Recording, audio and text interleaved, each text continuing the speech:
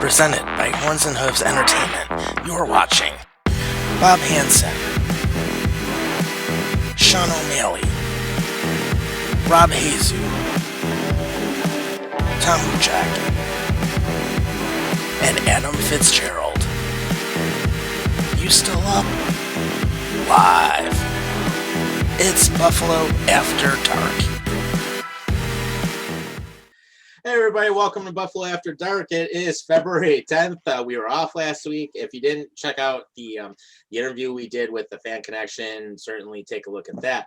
But of course, our usual guys are back. Bobby, in the pre-show, you ended up grossing us the hell out. How are you? I'm good. I'm just eating some crackers. We're going to talk about some of your food concoctions later. You can do whatever you want. We'll definitely do it. We'll definitely do it. So I know Adam's going to have a lot to say about that too, man. How you doing? I'm pretty good, other than Bobby eating graham crackers. Can you please stop that, for fuck's sake? I'm eating food. What's the big deal? It's not food. You can't just eat graham crackers. You're a demon. What? Do you say stop drinking water? No, you can drink water. That's normal. Eating graham crackers by themselves is not normal. There's a lot of things that's not normal in this world. Yeah, including you.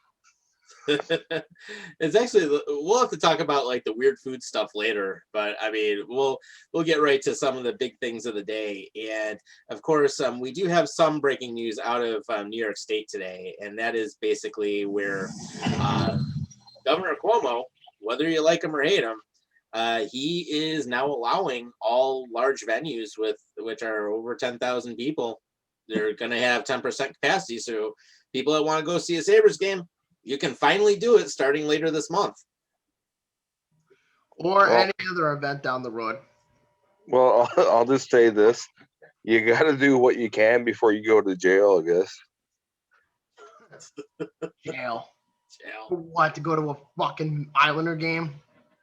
No. I'm just saying, like, Cuomo, knows he's probably going to go to jail at some point, so he has to make himself look good before he does. Well, I hope he goes to jail. I fucking hate the guy. Yep. That's the way I get it. So, in terms of Tom's bullshit theory, not that it is, but according to Cutmo's bullshit theory, he has stated, in quote, that the State Department of Health approvals for venues and events, 10% capacity limit in arenas and stadiums with over 10,000 people in total capacity, a negative PCR test within 72 hours of an event, face coverings, social distancing, temperature checks are required, mandatory assigned and socially distanced seatings are required as well when you go to games. Oh, so you're trying to prevent influenza, I guess. Yeah, apparently influenza is like, what, 2% this year compared to like 20 something? Oh, the flu just disappeared all of a sudden. Wow. It's amazing what COVID did, didn't it? Yeah. Also, I'm not even going to go on a tirade about it because it's not even worth the energy. No, I'll just put out to the people here, hashtag, this is not a political conversation. There we go. We'll end it on that one. But yeah, I mean, the venues are open and, it's just a matter of time before fans start coming back in. So that's what's going to happen there. And then, of course, we also had some other news that came up earlier in the week, and that's actually going to be one of the things we're going to talk about here in the Hot Box.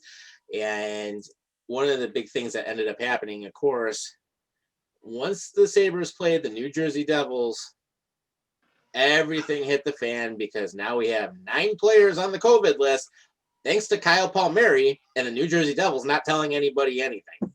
Yeah, a similar story is happening right now with Vegas Golden Knights. They're doing a similar thing, yet they get a fucking pass. Yeah. It's Gary Bettman's fucking child, bud. They're going to get a pass, of course. Right. And then, of course, the director of player safety is like, oh, there's no comment when they were questioned by the Buffalo media. It's like, oh, we have no comment. It's like, how the hell can you let Kyle Palmieri play on Saturday and then all of a sudden, oh, by the way, he just exposed everybody, so he's out Sunday. Yeah, you know what? I kind of feel like the American side dropped the ball on protocol because if they would they were supposed to do, Palmieri wouldn't have got as far as he did before getting diagnosed with COVID-19. So, I again, I don't want to go into politics, but if someone has a sniffle all of a sudden, then you're basically COVID. If your house blows up because of a meth lab in your basement, is pretty much COVID nowadays. So yeah, if you get a car accident and you lose a hand or something, or you die from it, it's COVID. yeah, it was definitely COVID. Yeah, there's a whole lot of bullshit going around about this whole thing. Oh, and the Erie County executive, Mark Polkenraz, I think that's how you say his name, Tom? Cars, but close enough. Oh, yeah, so he threw a bitch fit about the Sabres, by the way. In quote, it's not only inconceivable, but it could have been prevented. And he's also willing to subpoena the Devils and the NHL's records for over COVID exposure if he has to. Good luck, he has no jurisdiction. So the one thing I'll say on this is that the one thing I'm enjoying right now is hockey. Yes. So keep the fucking politics and the bullshit out of it. Just fuck off. Fuck off. Please yeah, do. well, I don't want to hear you bitching if it happens to end up in there too. I'm just saying that Canada does a better job of it right now. So yeah, right now because there's like 7 teams compared to like 30. No, because we're not allowing fans for one. Well, there's no fans at the Sabres game, so it doesn't make a difference. Well, I'm just saying that there's no Canadian teams that allow fans. So. Yeah, I was gonna say I know they shut down a lot of stuff up north of the border. Yeah, Ontario is on like super lockdown right now. So super duper lockdown. Yeah, but lockdown as you can't leave your house. And if you leave your house for unessential things, like having a life and trying not to lose your fucking shit, then you get a fine. Right. Doesn't the lockdown end tomorrow? It just got extended a week. Seriously, oh my god, I feel bad for you. Although there has been a little bit of talk about the border reopening, but then I think you have to like test beforehand and. No. You stay on your side. Just stay over there. You're just gonna make it worse. Right. I want to be in lockdown for the rest of my life. I don't think anybody does. Nobody does. Yeah, nobody wants to be at that point. Dude, you should bring on like a portable burner, bring some marshmallows and chocolate and make s'mores out of that. You could shove this up your ass. How about that? instead of you like creating this blasphemy, what you're doing right now. I know. Like, whoever invented graham crackers is like rolling in their grave right now. Like, what the fuck is this guy doing? Well, the graham crackers are in my belly, so that's their grave. Oh man, you know what? I was gonna do this for later in the show, but let's go ahead. Let's talk about the weird food concoctions that this man has. Fuck you! You're eating a fucking graham cracker. I don't even want to remember what he said earlier because it's so disgusting. It's like, no. I know his version of a meatball sub that includes Thousand Island dressing and tuna mixed into it. Hey, you can't try it for yourself. No, it was 4 pieces of bacon, tuna, and fucking Thousand Island dressing. Yep, with meatballs covered in sauce and American cheese. Yeah, and please comment and say this guy is a gross human being and start a trend on Twitter. And hashtag grossest guy in the fucking world. And on top of that is a fast food sub from Subway. Not saying anything bad about Subway, but that's where you mentioned you got it. Well, I will say this is that you both got the whole recipe wrong. And No, it doesn't matter. It doesn't matter though, Bobby. It just matters with the fact of how gross that is. And the fact that the person there at Subway actually made that for you without barfing on it shows that she's a really good employee. It's literally just all meat. That's all it is. You know what? I'm not denying what you're doing. I'm just saying what you're doing is disgusting.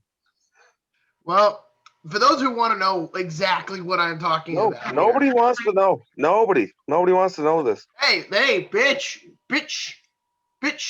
You brought tuna it up. Tuna and bacon, people. Come on. How fucked up is that? Well, let's see what the people have to respond. So here's my recipe for the tank. You get yourself a whole foot long. Doesn't matter what bread it is, but I prefer whole wheat. You go to your local Subway, and then you go up to the lady and you say, "Hi, I'd like to order 4 pieces of bacon and then 2 scoops of meatball with American cheese." Ding, throw that in the oven. bring it back out, then put 2 scoops of tuna on there, bring it over to the other side where the vegetables are, and just put in some mayo and then some Thousand Island sauce on there. Close it up, and you're off. Okay. If anybody's watching this right now, please don't unfollow for how disgusting this individual is, and please continue to watch the videos and don't take into account how wrong that is. Right. Well, I'm eating a naked graham cracker, so that's not gonna scare people. Yeah, you're an evil person. You're probably a serial killer in disguise. Listen, I like pineapple on pizza sometimes.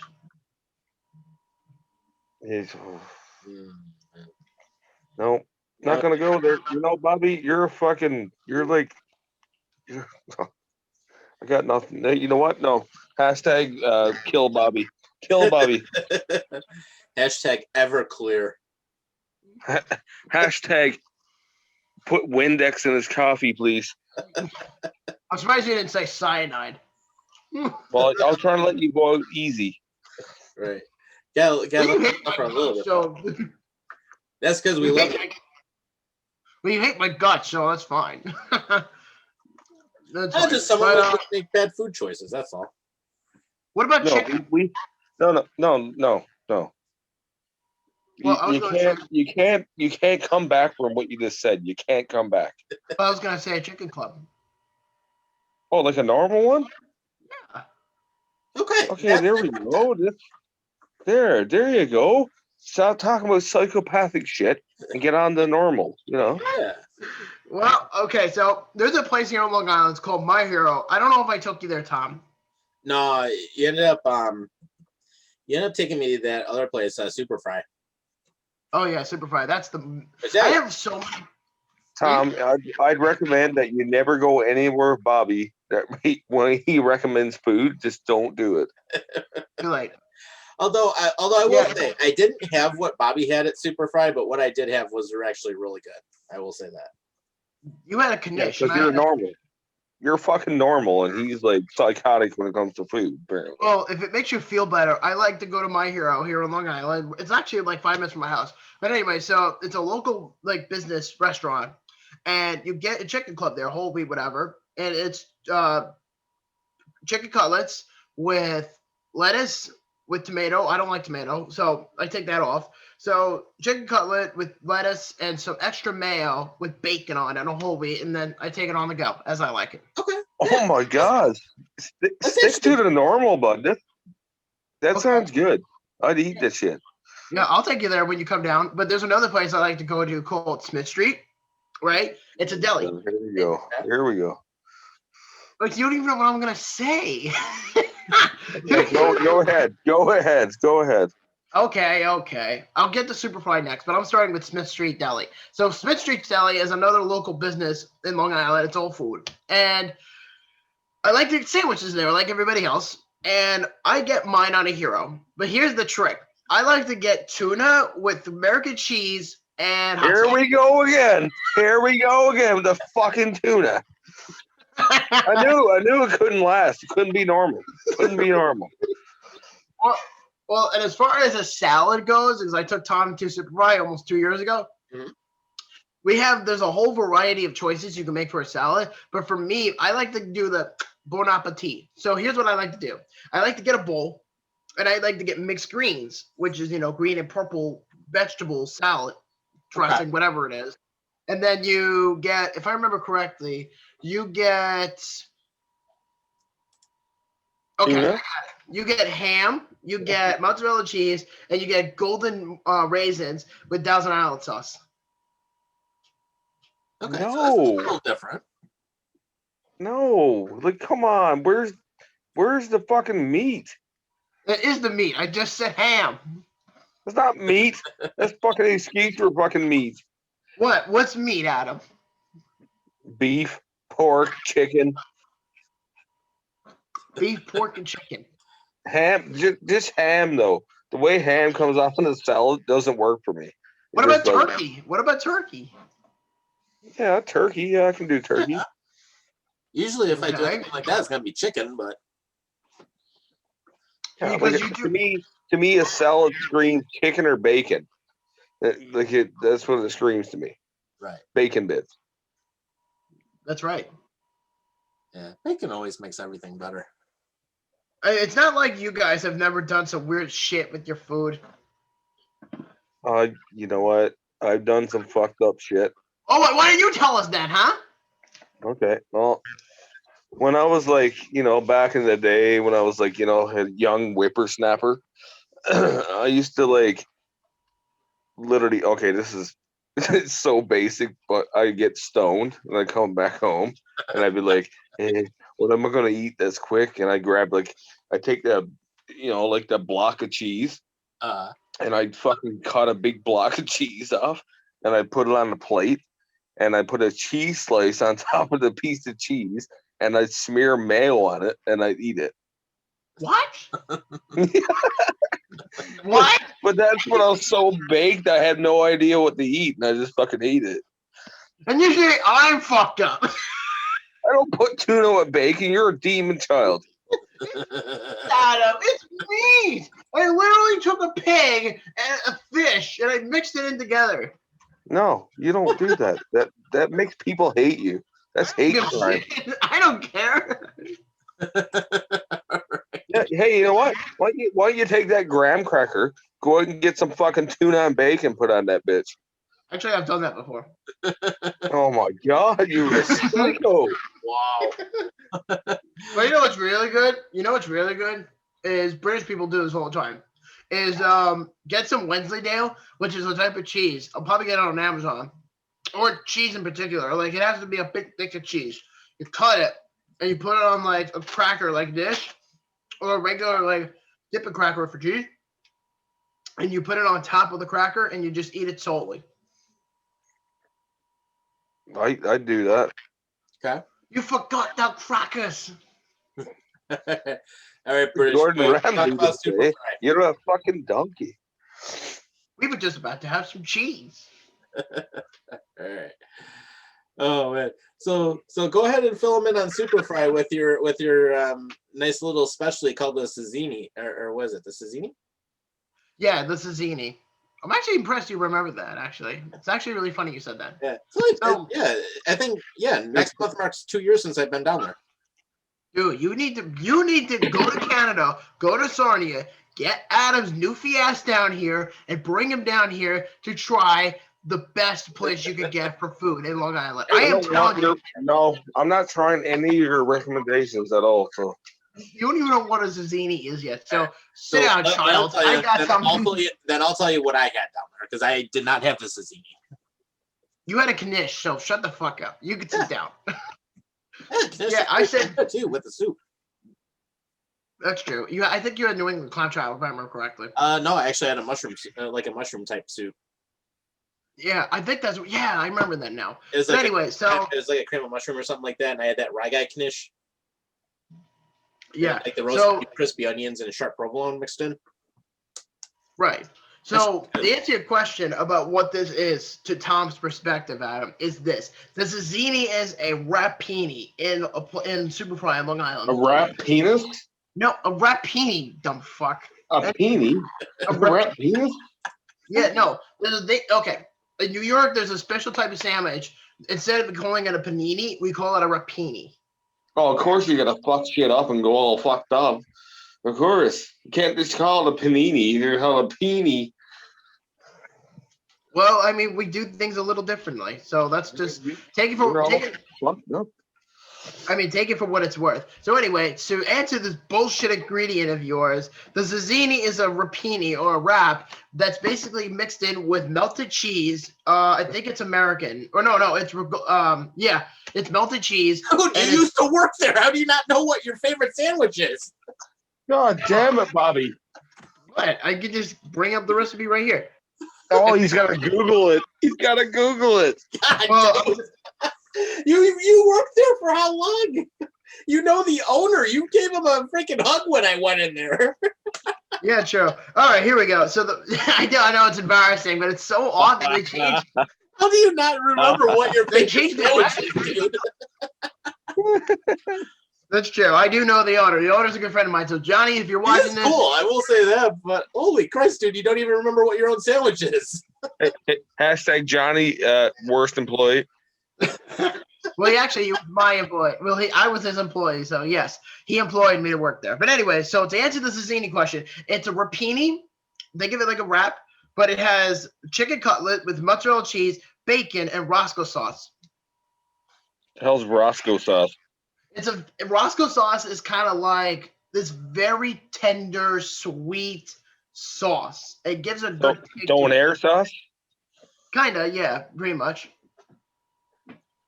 Well, you gotta complicate everything. Like Jesus Christ, just call it Donair sauce. I'll show you a picture of what it looks like, mate.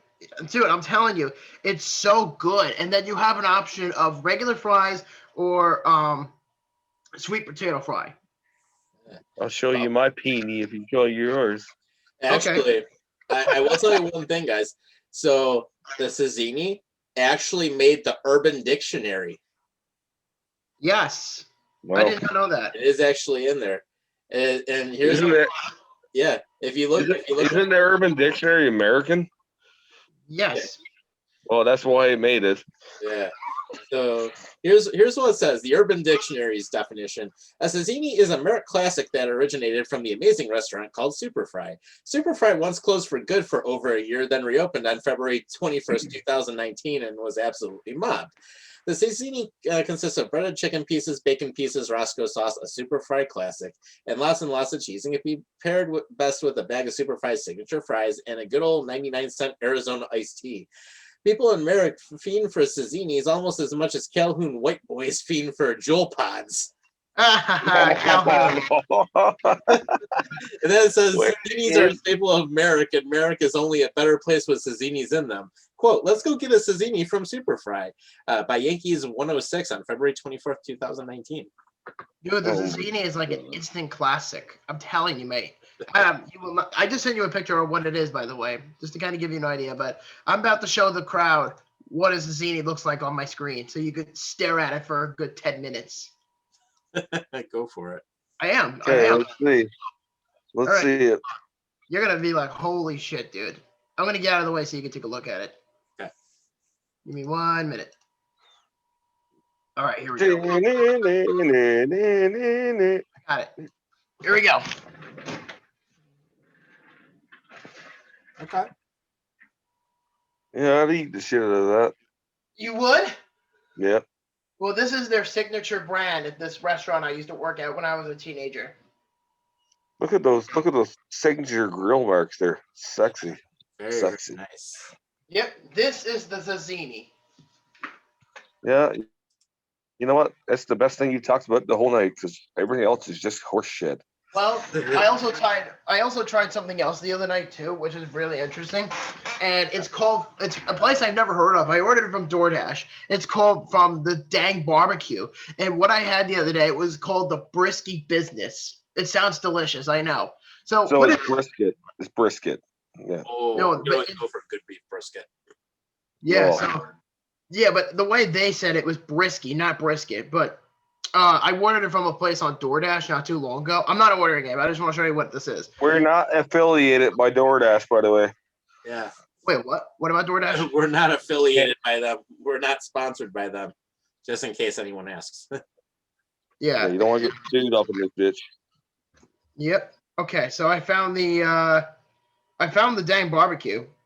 So the Brisket Business is a burrito that's mixed in with a bunch of shit, and it's like compiled meat, like burgers and bacon, and meshed in together with French fries inside this wrapping. It's pretty damn good.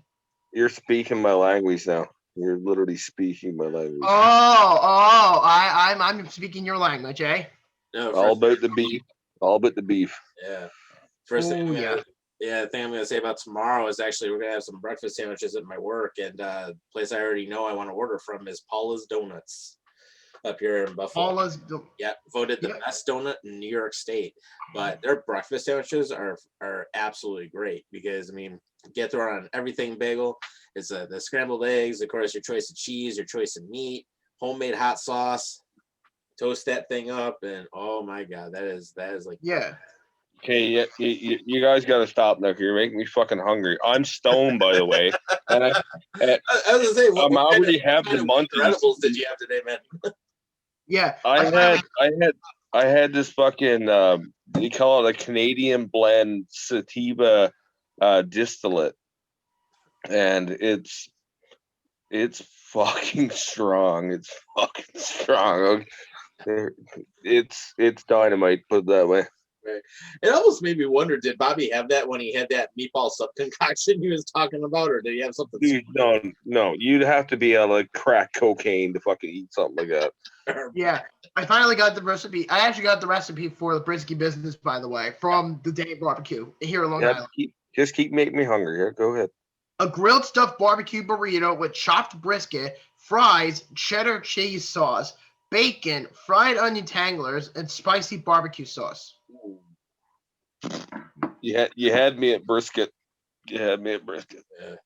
Yeah. So literally, I'm gonna show you a picture real quick. I don't know if you can see that real quick, but Oh Jesus, you had to go there, didn't you? yes, I did. You had to. You just had to, right? I did. So, and their recommended sides and apps and desserts and beverages are this. For the sides, they said small mac and cheese, boneless wings, fried pickle chips, and I hate pickles, by the way. Classic dang shakes, small banana pudding, Papa's bread pudding, Sunday skillet, and then skillet, sorry, and then chocolate brownie Sunday skillet. Yeah, you had me until the banana pudding. Like, fuck off with your banana pudding. Yeah. You don't like banana pudding? You don't like bananas? I like bananas. I just don't like banana pudding. I ain't just like it to me. I mean, I'll eat bananas all day long. I don't care. But yeah, Bobby knows all about eating bananas. Thank you, Bobby. I certainly know how you do it. You put it down your throat. No, you never make eye contact with another guy while you're eating the banana. That's rules. I've never even done that. I've never even considered it. Okay, I'm just saying. It's the number one rule. You don't make eye contact with another guy while you're chopping on a banana. Yeah. So while we're on the topic of food, we gotta get off this fucking topic. I'm getting starved and I'm fucking stoned. You're giving me the fucking munchies. We need to move on. Fuck you. I'm gonna share it with you anyway. Fuck you. All right. Here's actually something we could always move on to. So hey Bobby, how's your nice little beard contest going? I actually had it. Yeah, shut the fuck up. I actually had it up for a week. I still have the chin, which you could probably tell, but it grew out to the end of my lip here and all around my face. And I actually shaved it off last Friday. So I still have sideburn marks from when I grew it out. So hashtag pussy. Hashtag pussy. Pushy. Yeah, push it and push it and push it. Yeah, you know what? I knew it wasn't going to last very long before you fucking shaved it off. Oh, and Brittany, by the way, said that it didn't fit my face. Oh, really? Fuck what she says. Oh. Fucking just throw it out and stop being a pansy, man. Because I had an idea. You want to see what he looked like last Wednesday when we did the interview? Yeah, I want to see because I didn't see up to that point. Put it on the screen so that the audience. Yeah, I'm going to. I'm going to. In fact, here we go. We're gonna go ahead and we're gonna start this up, and basically we're gonna have some fun with this. Let's see how embarrassing this is. Yeah, and this is actually, and this was a good interview. I will say that. If you have something, go ahead.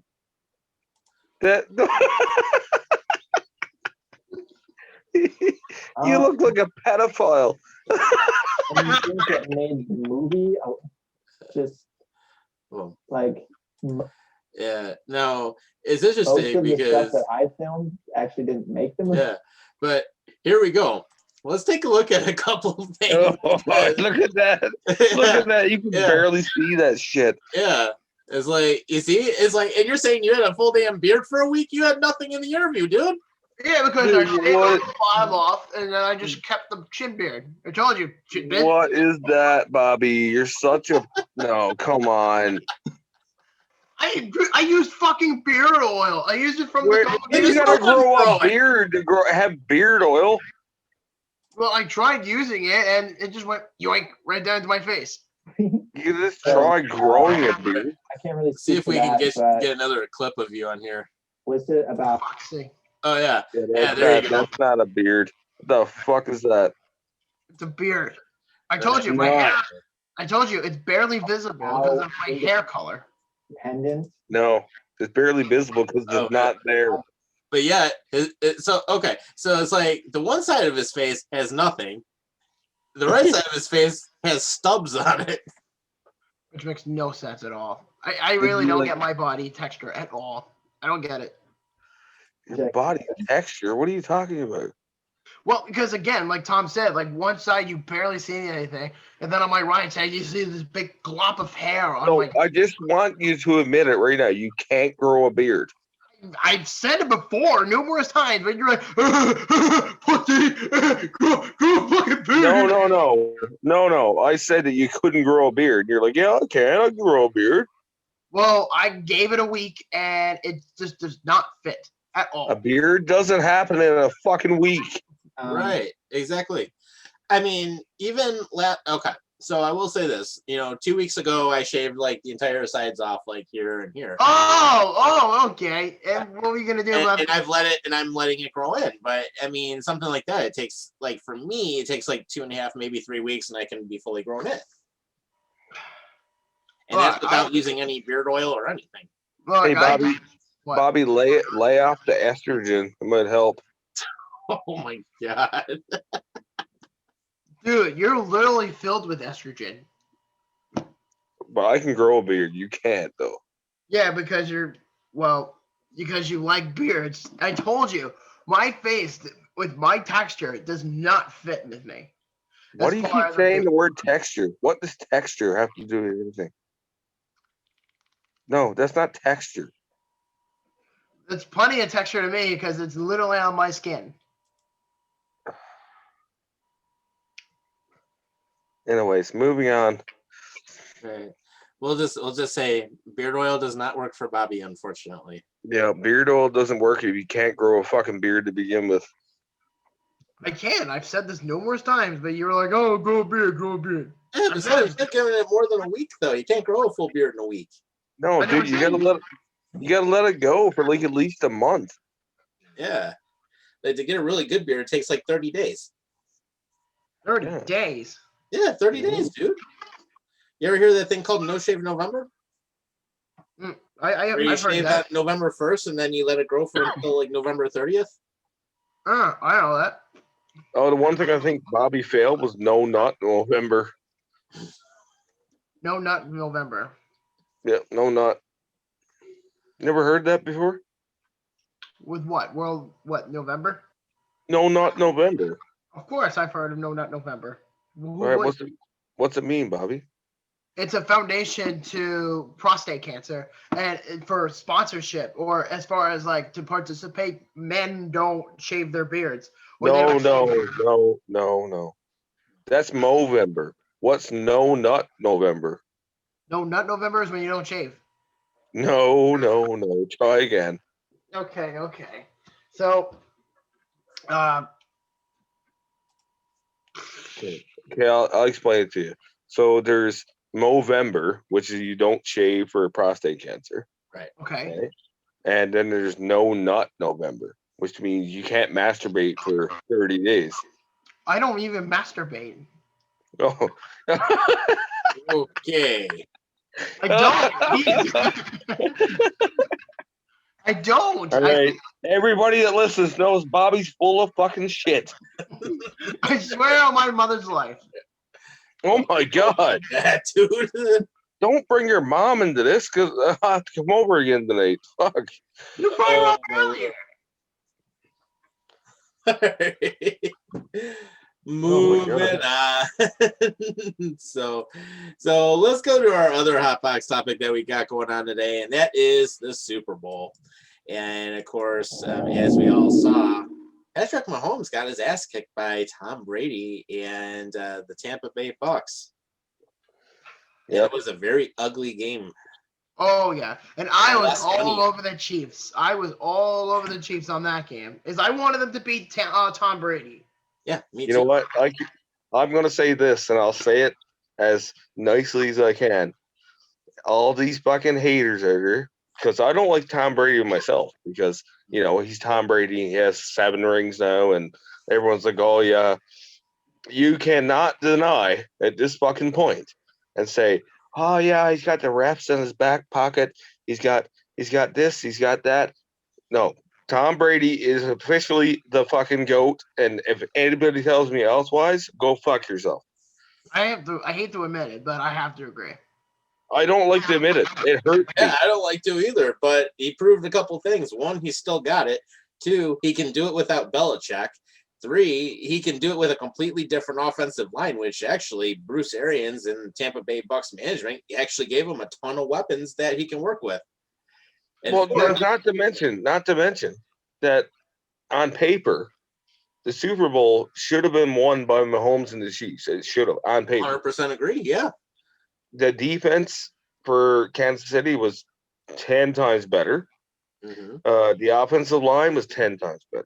There's no excuse in my fucking mind for any Kansas City fucking Chief fan that comes up to me and says, yeah, you know, fucking Brady won that game because of the refs. And I've seen it. I seen it the day after. I'm like, you can't be serious. Bring out the fucking refs again. And They I'm like, always bring this up every time. dude, they had ample time in the third and fourth quarter to come back. And what did they do? They did nothing. Right. Nothing. Yeah, and instead Patrick Mahomes runs for almost 500 yards before getting sacked. I mean, that's all he did is scramble throughout the field, and he never had a good look. Patrick Mahomes must have been like pissed as fuck at the amount of times that he had to pass off to a player in the end zone and it bounced off their hands, or like, oh, I forgot how to catch. I forgot how to catch the ball. Right. Absolutely. I give the Bucks a lot of credit for that game. I really do, because their defense came to play, and they had arguably the best defense in the entire run throughout the playoffs. No, doesn't even matter though. Doesn't even matter. Half the fucking throws, you see a one throw where Holmes is falling down, and he shoots it sideways, and it's literally directly in the receiver's hand, and he's like, "Oh shit, you passed to me," and drops it. Yeah. I'm just like, drops it. They totally let him down. They totally let him down. And that would have been a hell of a completion. Yeah. I mean, that was like, a great play. Dude, that goes to show how good Mahomes is. But like at the same time, when your fucking offense falls to pieces, then you're jack shit. But he still runs 500 yards. Yeah. It goes to show how good he is. Oh. And then here's an interesting stat. Shady, LaShawn McCoy got his second Super Bowl ring without even playing in either Super Bowl. Oh my God. No. One with Kansas City and now one with Tampa. How did they even let him on the fucking field to even celebrate? Like, sit your ass down, son. You don't get a ring. Yeah. Did you hear about the streaker who was on the field who looked like the guy from Borat? Yeah. No. I got the best thing for this, though. Because I looked into this, and when it happened, I was just like, oh, okay, typical streaker going across the field. He gets tackled pretty good, and I'm just like, oh, not good. He got fucking sacked. And then that was one of the best hits of the game when he got hammered. Come to find out later on that his buddy placed a bet on wherever, $1,000 bet or something like that, for when the streaker was supposed to go across the field. Nice. And he ended up winning $374,000. I would love to know, how do you place a prop bet for that in terms of he did. He fucking Google it, man. It and literally he paid $1,000 to get his buddy out of the jail for bail. And now they're like laughing because they have like $120,000 each. Right. I was gonna say, if you throw $1,000 down, you make $374K, and then you throw $1,000 in for bail, you're still up 373. So it ain't that bad. I'm not even joking. Like, that's like a good sacrifice. He made the $374,000. Yeah, and even bailing out his buddy for $1,000, you're still up $373,000. And if you split that, then you're still up at least like a little over $150K. Dude, that's what I mean. Like, put me in, coach. I didn't fucking do that. Fucking give me a fucking onesie, fucking whatever the hell he was wearing. Right. Yeah, I mean it's still hilarious though, because I remember seeing like some footage of it after. I'm like, oh my god, this was funny. Yeah, I actually find that hysterical that the streaker had more offensive points in that one play or throughout the entire, video when that was happening. They got into the end zone before the Chiefs did. Yeah, very true. Yeah, That's it's embarrassing. It's a sad reality. That is a sad reality. And I think my favorite picture, like Tom or Adam, one of you two, did any of you see the picture from, I think it was November, when the Chiefs and Bucks played each other in Tampa and Kansas City won that game, with the picture of Tyreek Hill when he's running into the end zone and Antoine Winfield Jr. is behind him and he's like, peace out right in front of him like this, like he was just bragging. Like, you know how like they do that? Yeah. Okay. I found the picture and boy, oh boy, look what I found. Right in front of his face at the Super Bowl. There you go. Right in front of his face. Savage right there. Yep, I'll get it on your screen. Rubbing salt in the wound. Yeah. That was glorious, honestly. So I'll bring up the bigger pictures so you guys can see it. But in the process, that was honestly awesome. I mean, I wanted the Chiefs to win that game, no doubt about it. And the Bucks deserved it. I really do think they deserved it. 100% better. They were a lot better. So it's just funny to me that karma's a bitch, and Antoine Winfield is like, "Oh, you're gonna do that to me? I'm gonna do it right back at you." Yep. Yeah, and even one of the other things I look at that was kind of interesting, and I will say this: I mean, I do have a little bit of a soft spot for Bruce Arians when he coached with Arizona, and also the same thing when he was in Indy. I mean, he actually, I have no problem with him finally getting a Super Bowl. It was like that with Andy Reid last year. Same thing. I wanted Andy Reid to finally get a Super Bowl ring. He finally did. Bruce Arians, another one of those guys. I'm glad to see him finally get that ring. Absolutely, he deserved it. Yeah, but of course the funny thing is I wonder how Belichick and Robert Kraft were feeling after they got to watch Brady win another title. Well, Belichick's probably like, the unemotional fucking reaction, like, yeah, it's good for him. Good for him. Basically, I wouldn't be surprised. He's probably like, oh, that's Tom Brady. Yeah, he's not good enough for us with the Patriots. We didn't want him in a way. We didn't want him in a way because he's too old.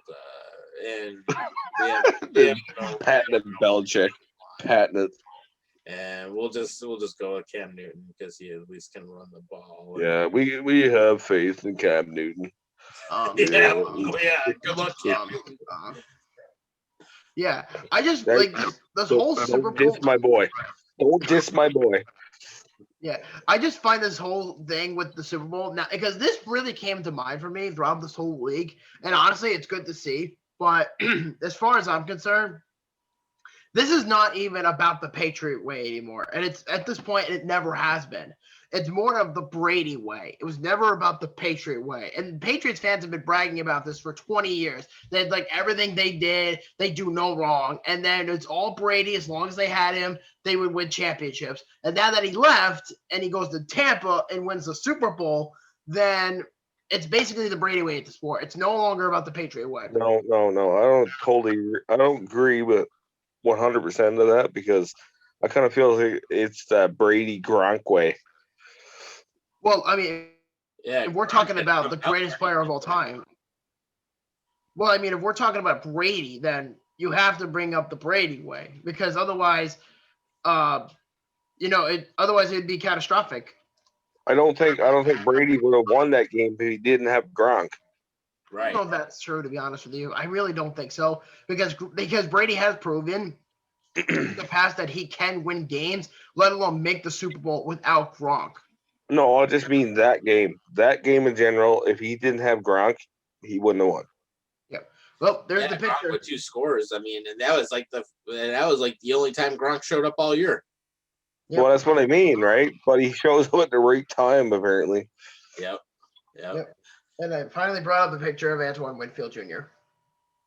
Yeah, that's the biggest slap in the face of karma you'll ever get, bud.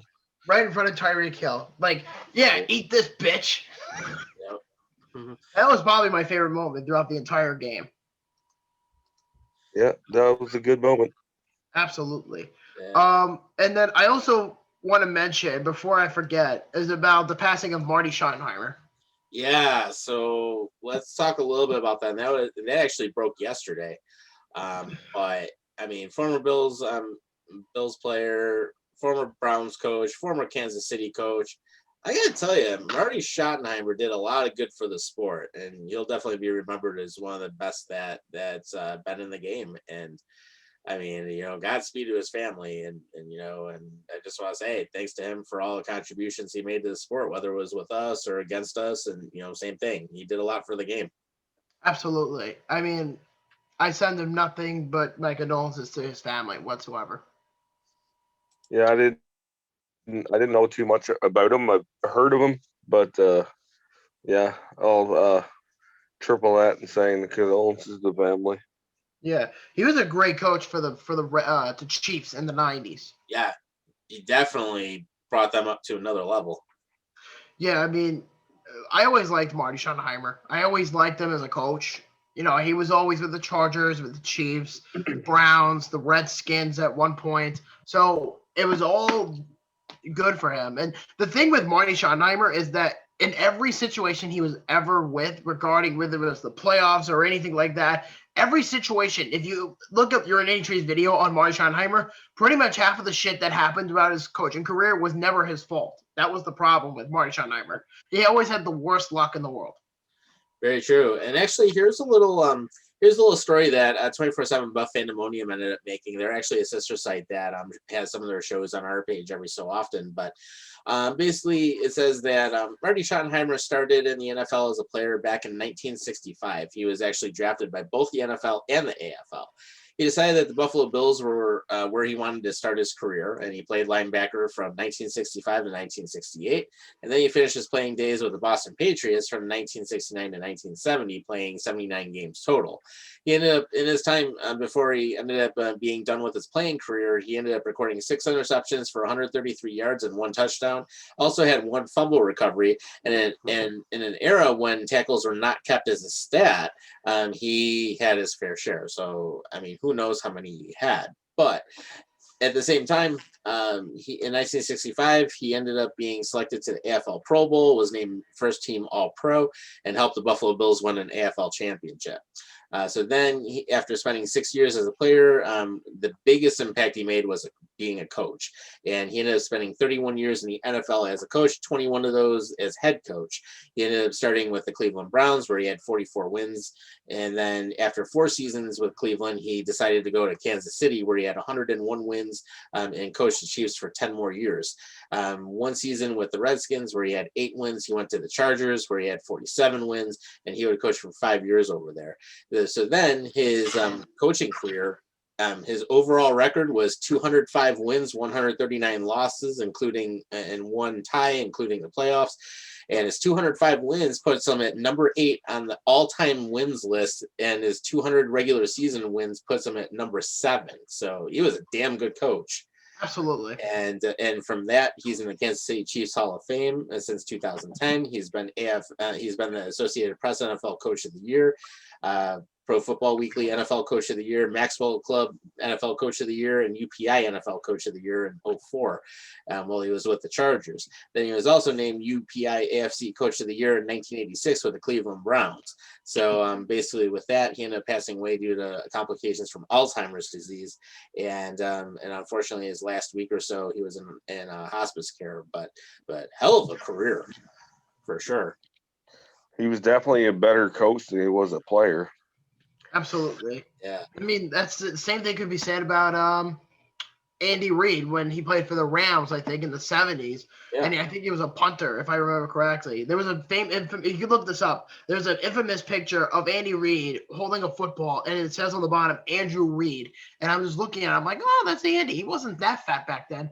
And then, of course, he didn't play for very long and then became a great coach. I feel like in all sports, not just football or hockey, I feel like all sports have that one aspect where a player could be bad, and then when they retire, they become either good coaches or good executives.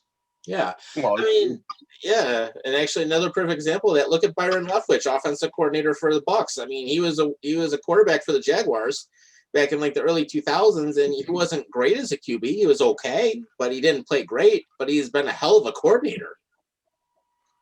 Yeah. Well, you all have that one calling. You're good at one thing, right? You're good at leading or you're good at following. And certain guys have better talents at coaching and, coordinator spots than they're playing. So. Mm-hmm. Absolutely. Yeah.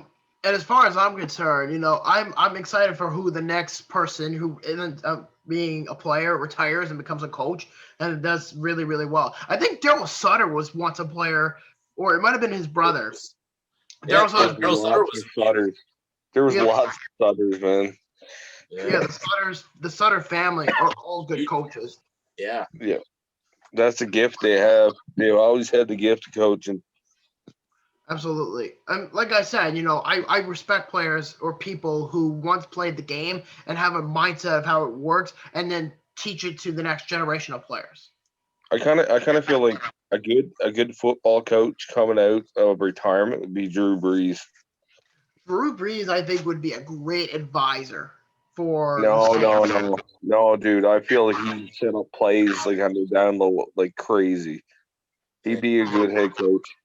He'd be a really damn good motivator. I mean, I'd love to see what he could do because I mean, even though he has his Super Bowl ring, and I was glad to see him get that. That was a feel good story of the year after Hurricane Katrina and all of that.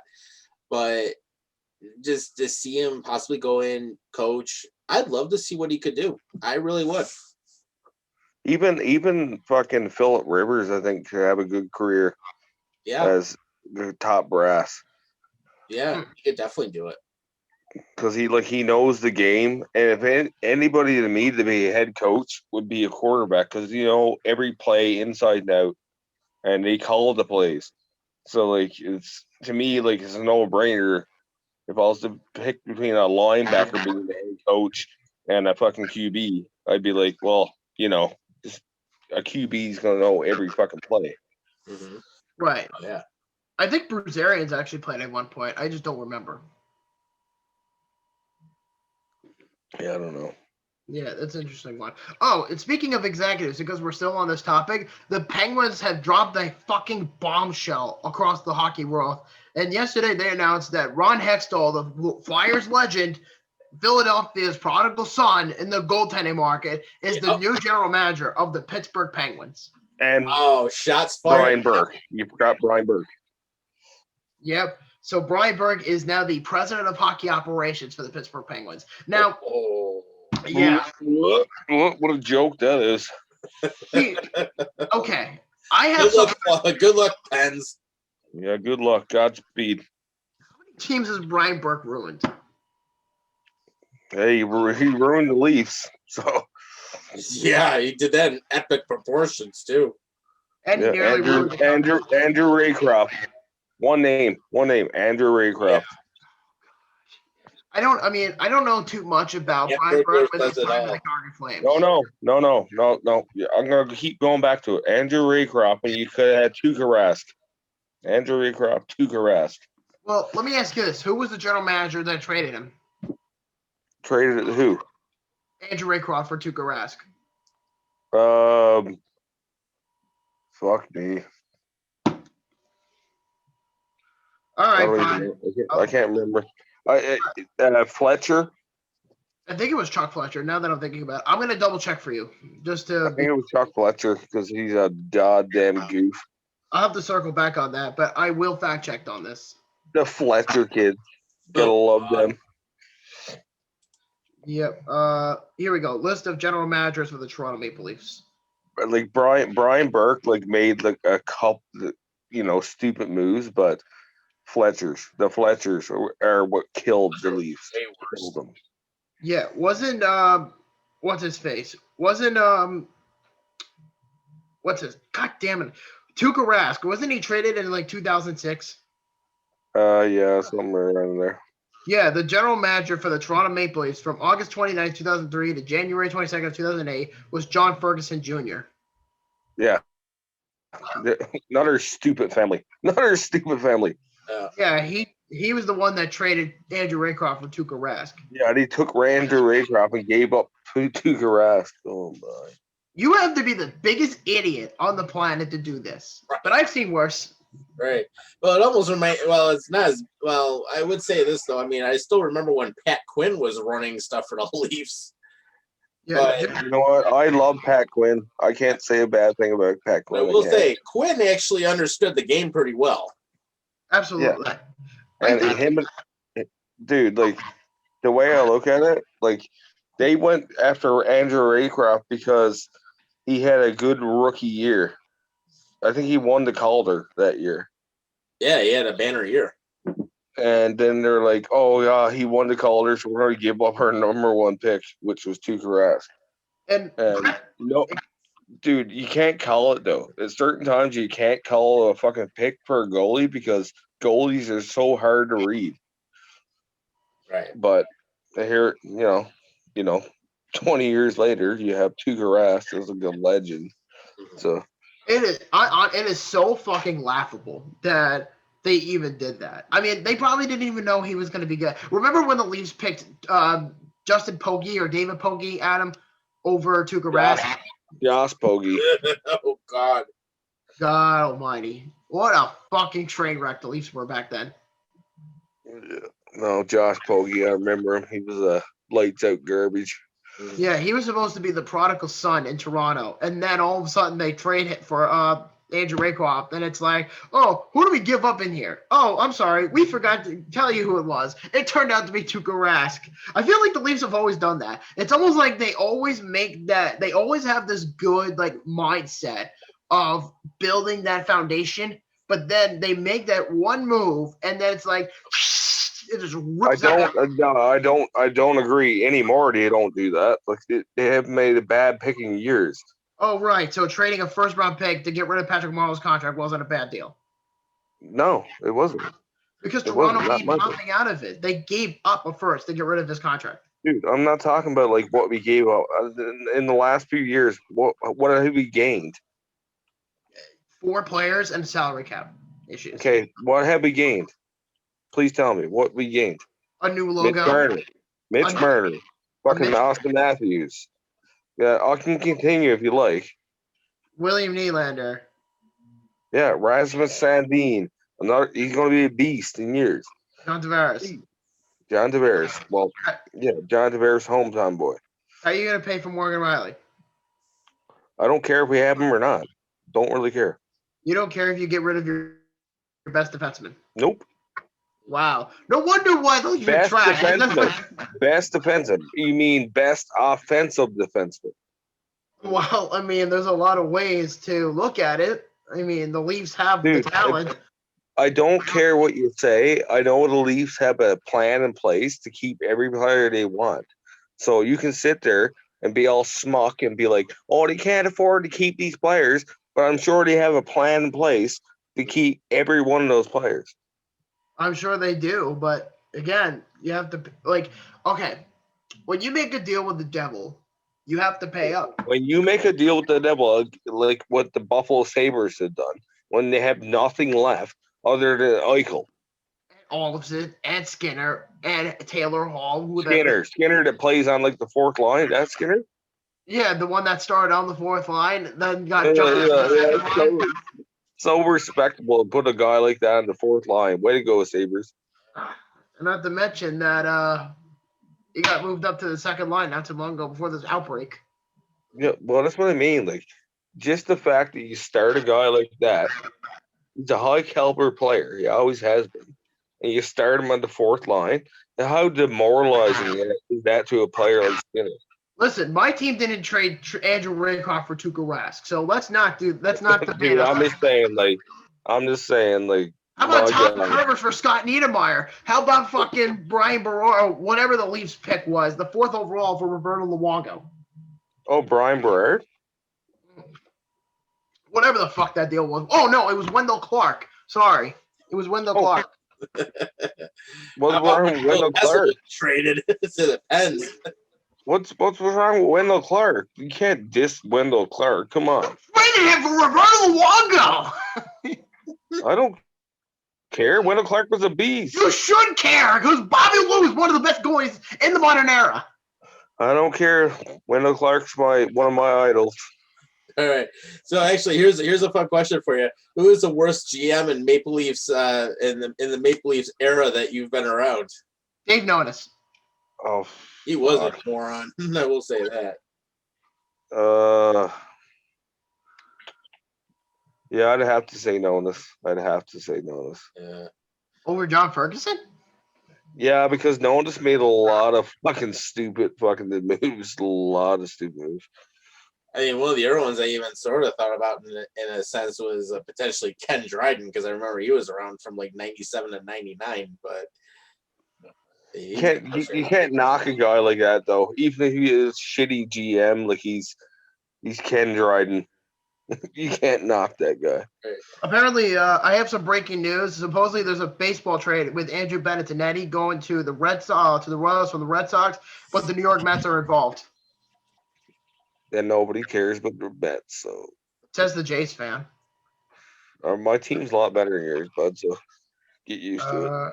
Okay, here we go. So, according to Jeff Passan, a trade that would send outfielder Andrew Benintendi to the Kansas City Royals is not complete, but the Red Sox, Royals, and the Mets are working on details on a three-way trade that is expected to be finalized.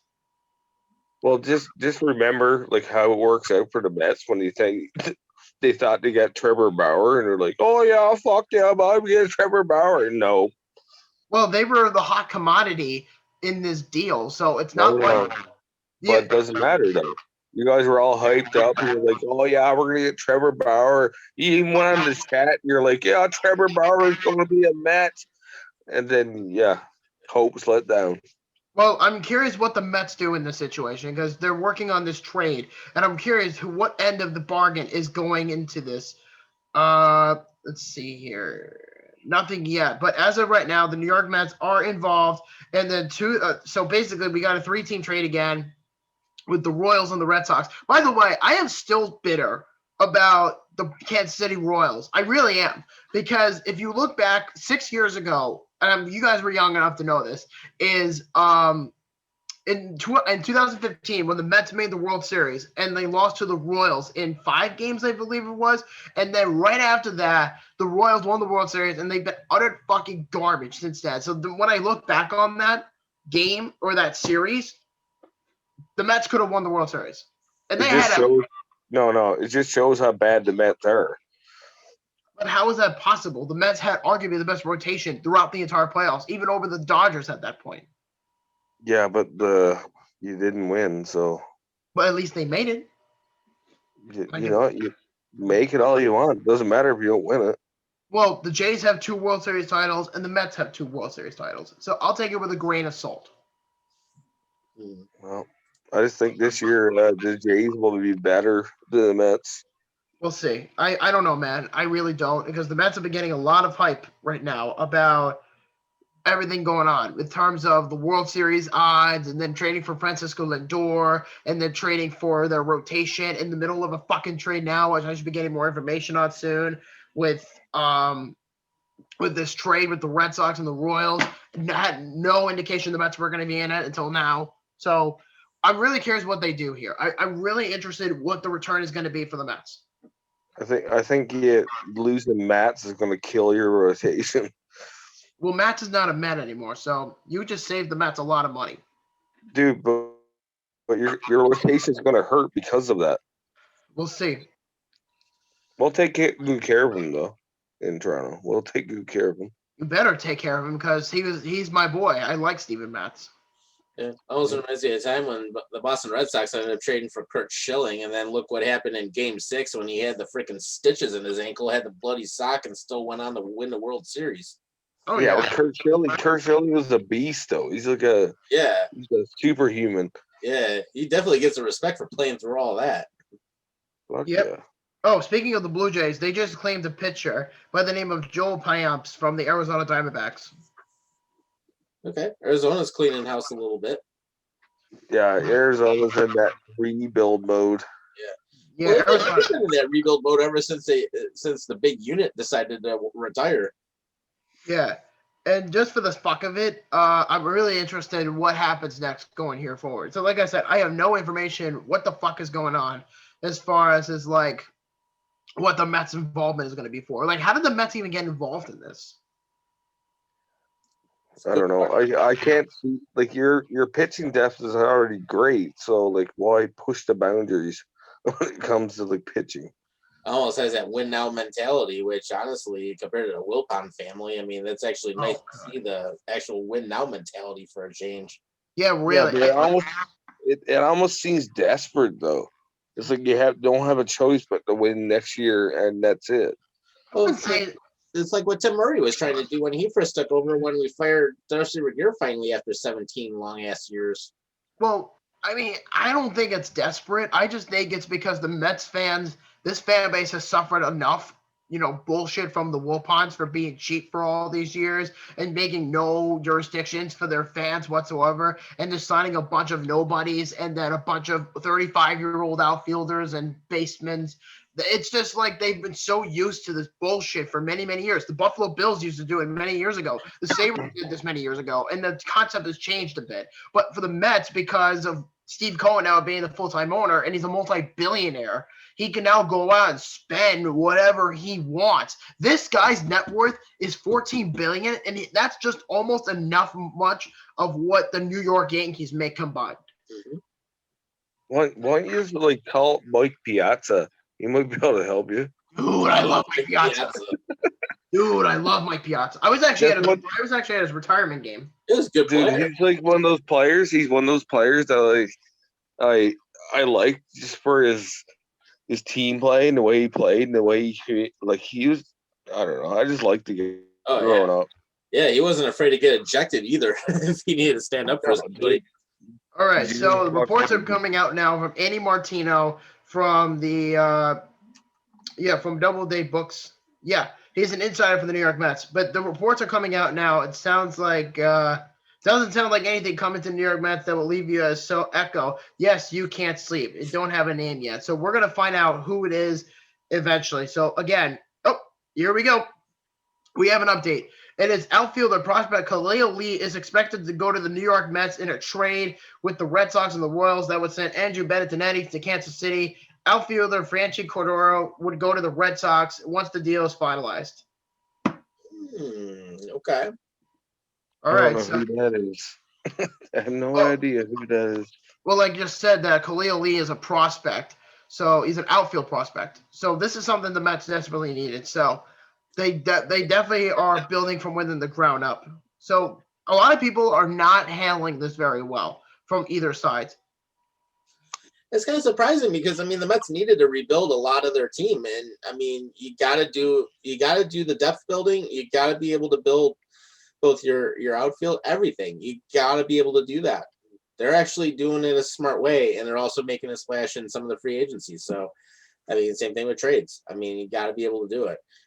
For some reason, I just had a John Kruk flashback from what he used to be on the Phillies. Yeah, so to answer your question, Khalil Lee is a prospect from the Kansas City Royals, and I'm going to read you some of its MLB stats in just a bit. Okay, here we go. So he's been with the friggin' Royals for a while now. Let's see, 2020. So he hasn't played at all last year, but from 2019,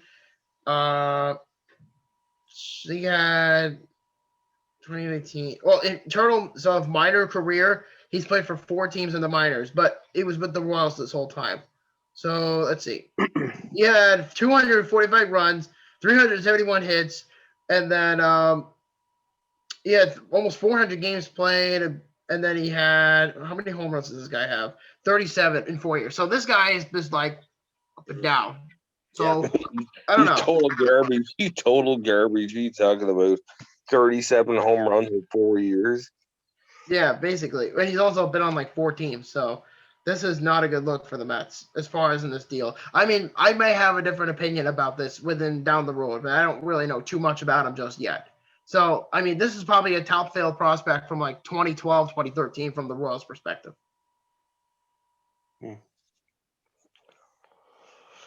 All right, enough of baseball. Move on. All right. So let's see what else. I mean, one of the things, and I'm just going to touch very briefly on this, and because I don't want to talk basketball on this show.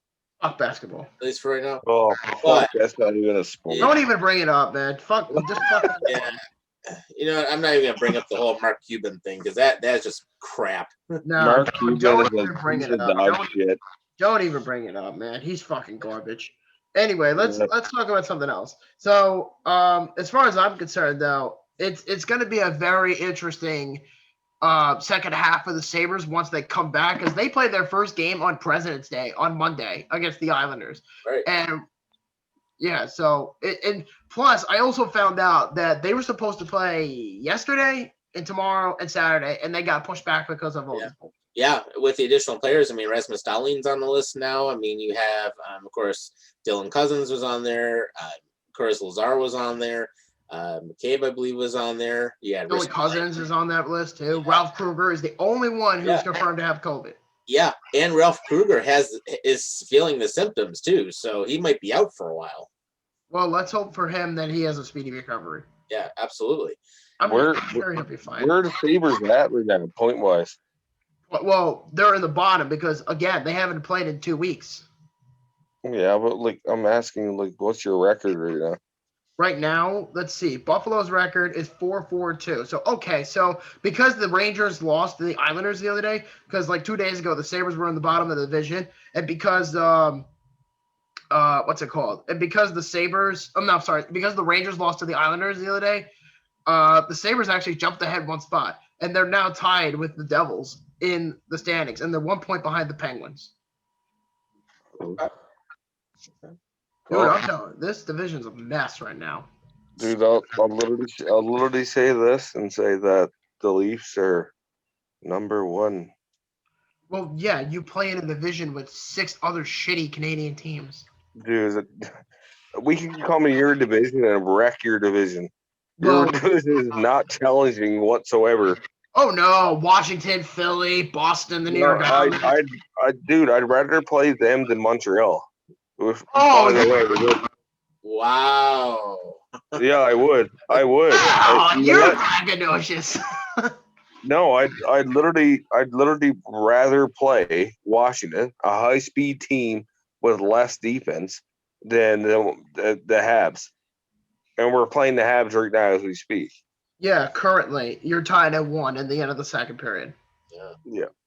I Philly in second place. That was interesting to see that too. I find it interesting the Canadians are literally out shooting the Leafs right now. 22 to Well, 20.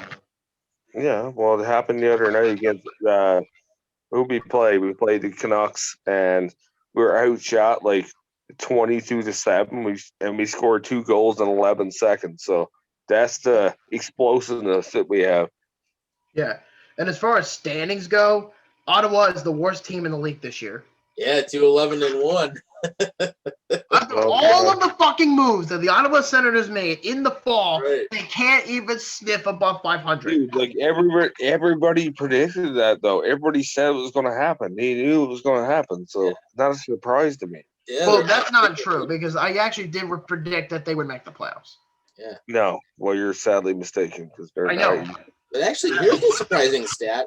So, I mean, I'm not surprised that Detroit still sucks because, I mean, they're 3-9-2, and Jeff Blazill's got to go at some point because he's obviously not cut out to be a coach of that team.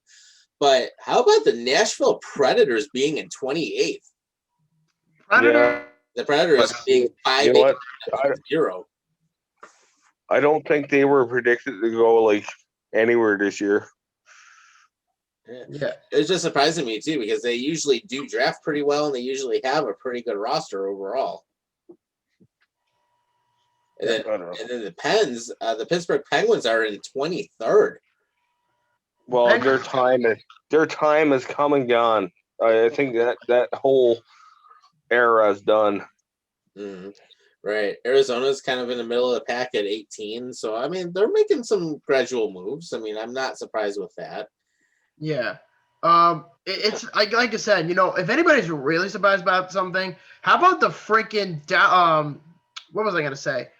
Fuck. I mean, not Montreal. How about the Florida Panthers? That's a surprise team right there. The Florida Panthers, even though their goaltending situation is such a mess, Yeah. they still have some good players on that roster. They do. You know- I mean, 7-1-2. I mean, you got to remember Aaron Ekblad. I mean, he's a cornerstone of their team. I think It's he's not overrated. surprising. It's literally not surprising to me that Florida is where they are. The one team that surprised me the most is how shitty they are the Canucks. Like I kind of figured the Canucks were going to do a lot better. Mm-hmm. You know, you get them. dude, you got Holtby in that for one, Right. and Yeah, goaltender. they have a pretty solid fucking like core when it comes down to like players. Right. And I don't know, I'm really disappointed at the fact that like they're like not there. They can't play.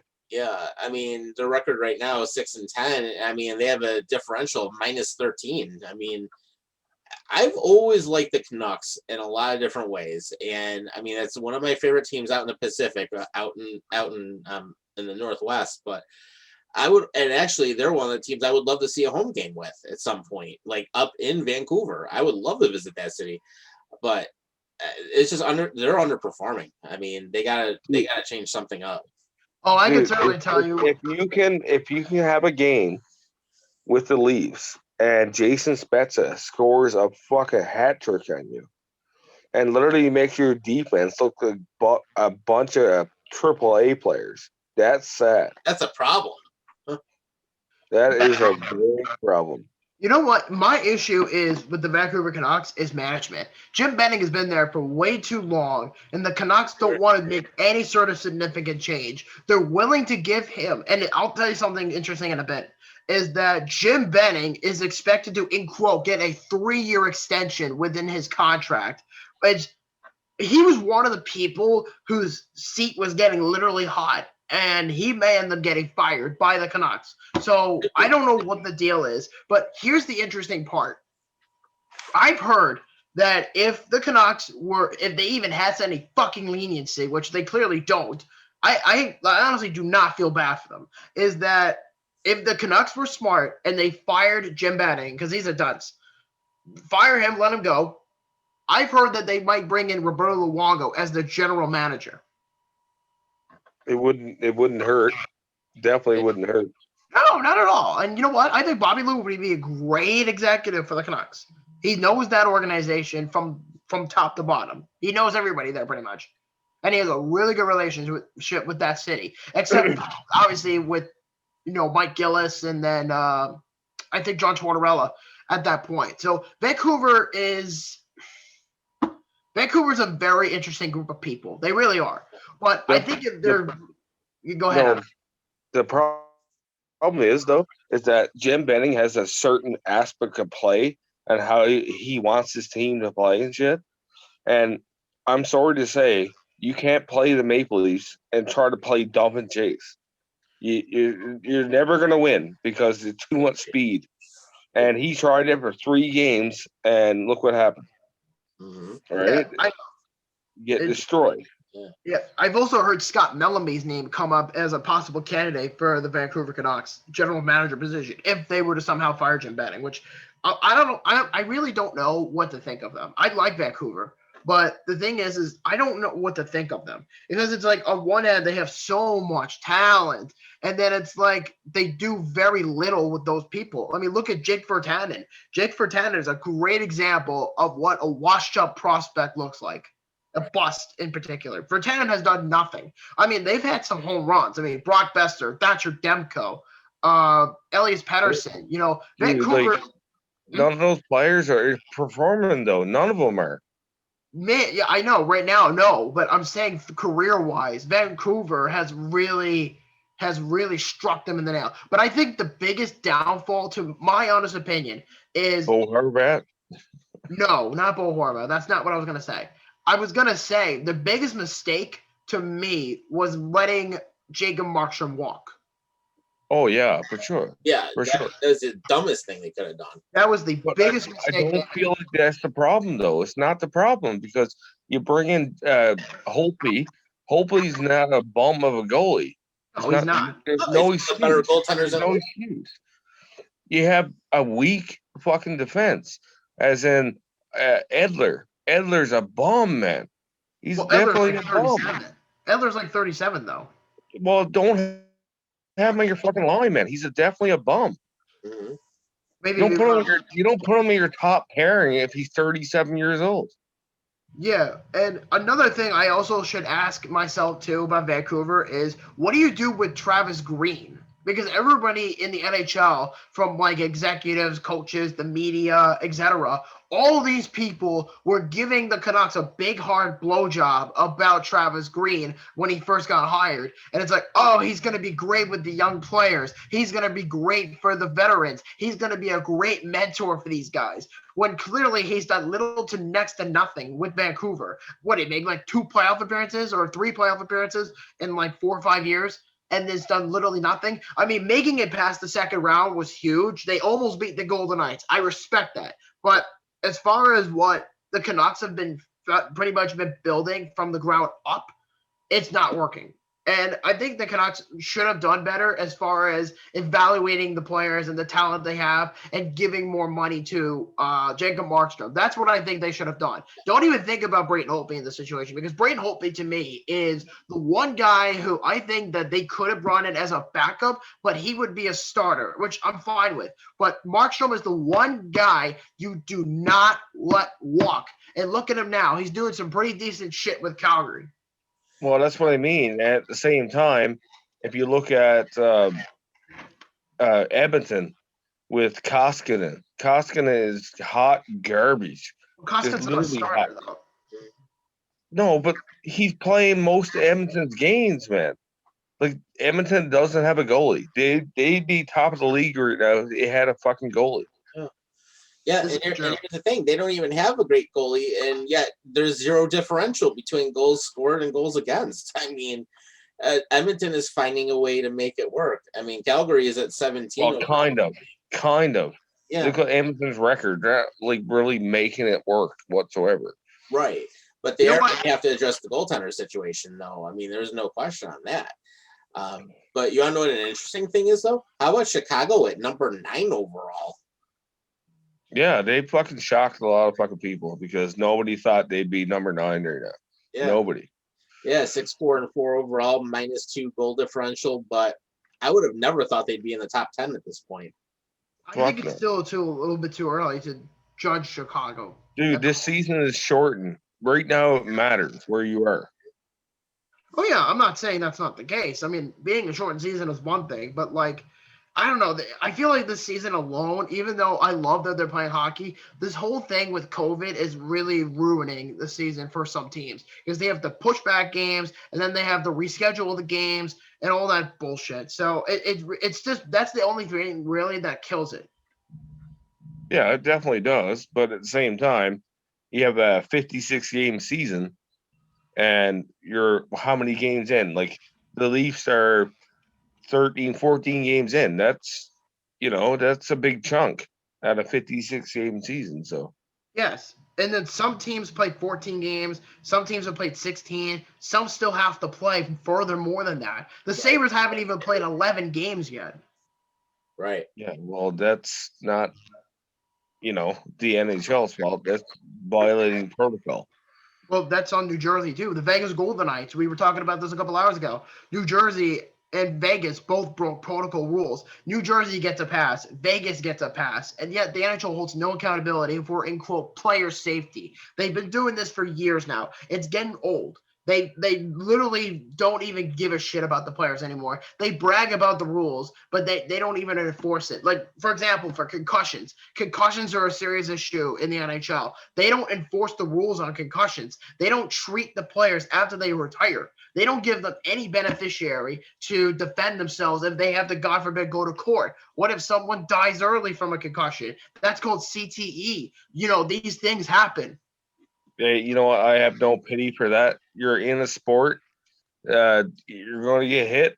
You might get hurt. That's a risk you take. So yes, I get that. But there's you can go around beating the shit out of people, fighting people, checking people, and there's consequences. I've had concussions before. But what I'm saying is that you could still do all this shit, but you also have to protect your employees.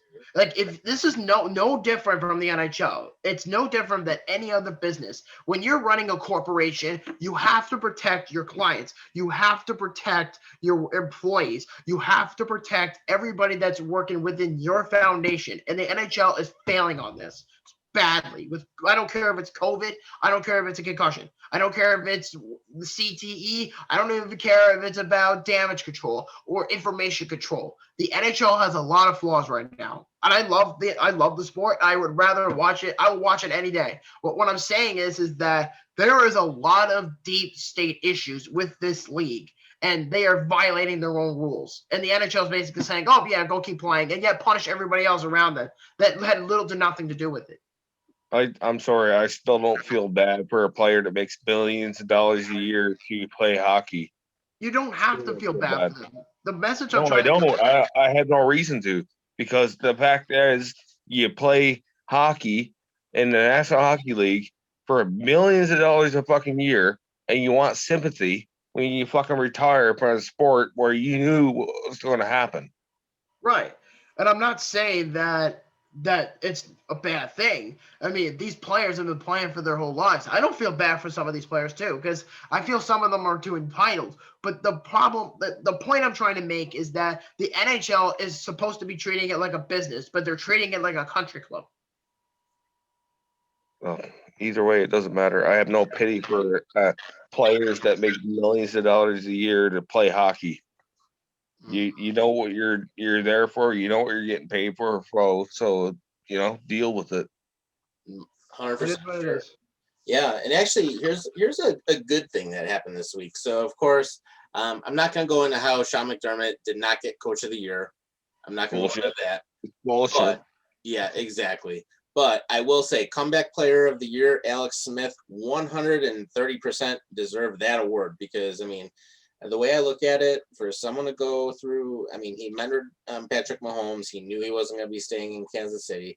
Then, of course, the gruesome leg break that all of us saw on TV, to go through 17 surgeries, almost lose a leg, almost ended up dead from the infection and the septic shock from it, and to come back to the NFL 2 years later and be playing with Washington again, absolutely, hell yeah, 100% agree with that vote. And he brought him to the playoffs.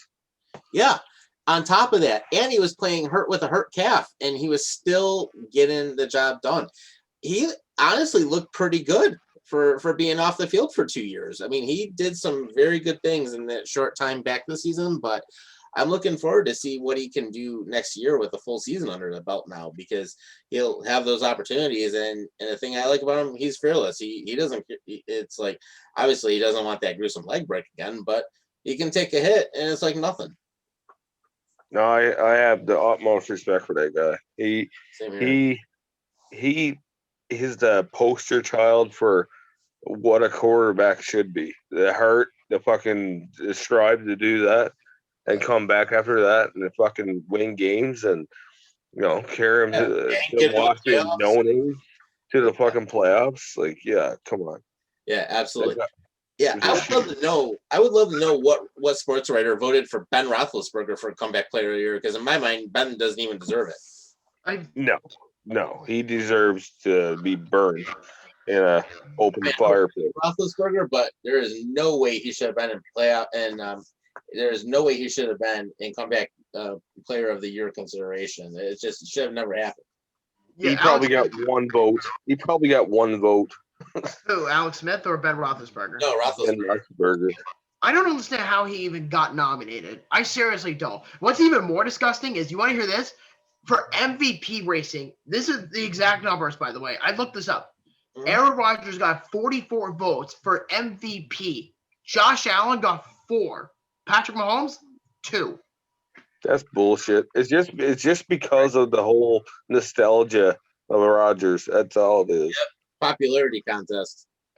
What Brittany and I was saying, we were watching it the day before the Super Bowl, and we were watching it. Brittany's like, Allen should have won the MVP, or Mahomes for that matter, but they gave it to Rodgers. It's just like, well, here's what's going to happen. I guarantee you, by the time that the NFL starts producing the top 100, which comes out in mid-June, and I usually watch it, but I usually watch it for the Bills ones, but I also watch the other ones, not all of them, of course, but I guarantee you that they're going to put Aaron Rodgers in the top 3 as like a top 100 player. I guarantee. Oh you. yeah. Yeah, it'll be Brady. Fucking. I say that Rogers is second. Allen will be like the bottom 10. Like it's bullshit, but that's how it's going to be. Yeah. So we actually have an update on that 3-team trade from the Royals and the Red Sox and the Mets. You know the trade that the Mets and the Jays made a couple of weeks ago for Steven Matz? Mm-hmm. Yeah. Okay, one of the players that the Mets got in the trade was Josh Winkowski, who was a prospect from the Jays. He's getting flipped to the Kansas City Royals for Khalil Lee. Huh? Okay. So basically, you pretty much took that and you took Winkowski for Lee. So now he's part of the trade. So technically, this is a 4-team trade because you had Toronto in here. But I just wanted to throw that out there real quick. Okay. Very interesting. Yeah, as I say, so we've actually gone about an hour and a half so far too. It's trying to think of what else we even want to talk about because I mean there wasn't a whole ton of sports, but yet there was a lot of stuff that happened in the past week. Yeah. Oh, the Leafs are up 3-1 on the Habs, Nice. Yeah. And we have one more update, and that is that the Mets will send a player to be named later to complete the trade. It's not seen yet of who that player is going to be. We do know that it's not going to be a nickname player. We know that for a fact. That player is probably going to go to Boston, if I had to guess. Okay. Good Yeah, I stuff. just wanted to throw that out there. Oh, Yeah, fucking. so- Matthews is going for his 11th straight goal in the game. There you go. He's on fire this year. Mhm. Oh, dude, you want to be on the ice when he's on the ice. Listen, I'm a Sabres fan admitting this. Oh, he doesn't have a goal yet, but he's got 6 shots on goal so far. So it's going to come here any second. Yeah, and to give you an idea a bit about Khalil Leagues, I finally got more information about him. He's considered as the Royals' number 8 prospect, according to MLB Pipeline. He was a 3rd-round pick in 2016, and in 2019, he had a double-A. He played in the Double-A league, and he slashed up a .264 rating with a 3.6 rating and a .372 with a 53 SB. And he played all 3 outfield spots, according to MLB Pipeline. Says that he has a floor of a 4th outfielder with everyday potential, with a better approach on tap into power. So It's a bit far fetched, but I know. And another one on top of that, to add to the icing on the cake, is the New York Mets are interested in 2 players. They're interested in Jake Arrieta, and they're interested in James Paxton. I'd take Paxton. Yeah. Well, let's see. And there's also one more coming in. And the New York Mets are also interested, and they're garnering interest in Justin Turner. Dude, bring him home. Bring JT back home. Mm-hmm. I'll tell you an interesting fact that the 3 goals that the Leafs have scored tonight have been by 3 players or the first goals of the season. Travis Dermott scored his first, Justin Holt, and Ilya Mikheyev.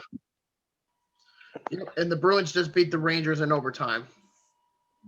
Not surprising whatsoever. No. Yep.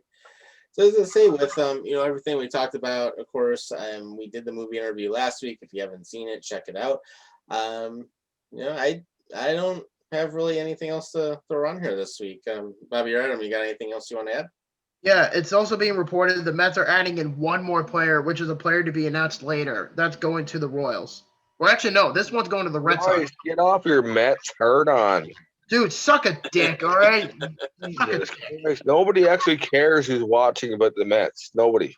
Yeah, Well, we'll say at least the Wilpons don't own them anymore, so thank God for that. There is yeah, really. See, this is what I mean. They don't have to worry about shit, as far as I'm concerned.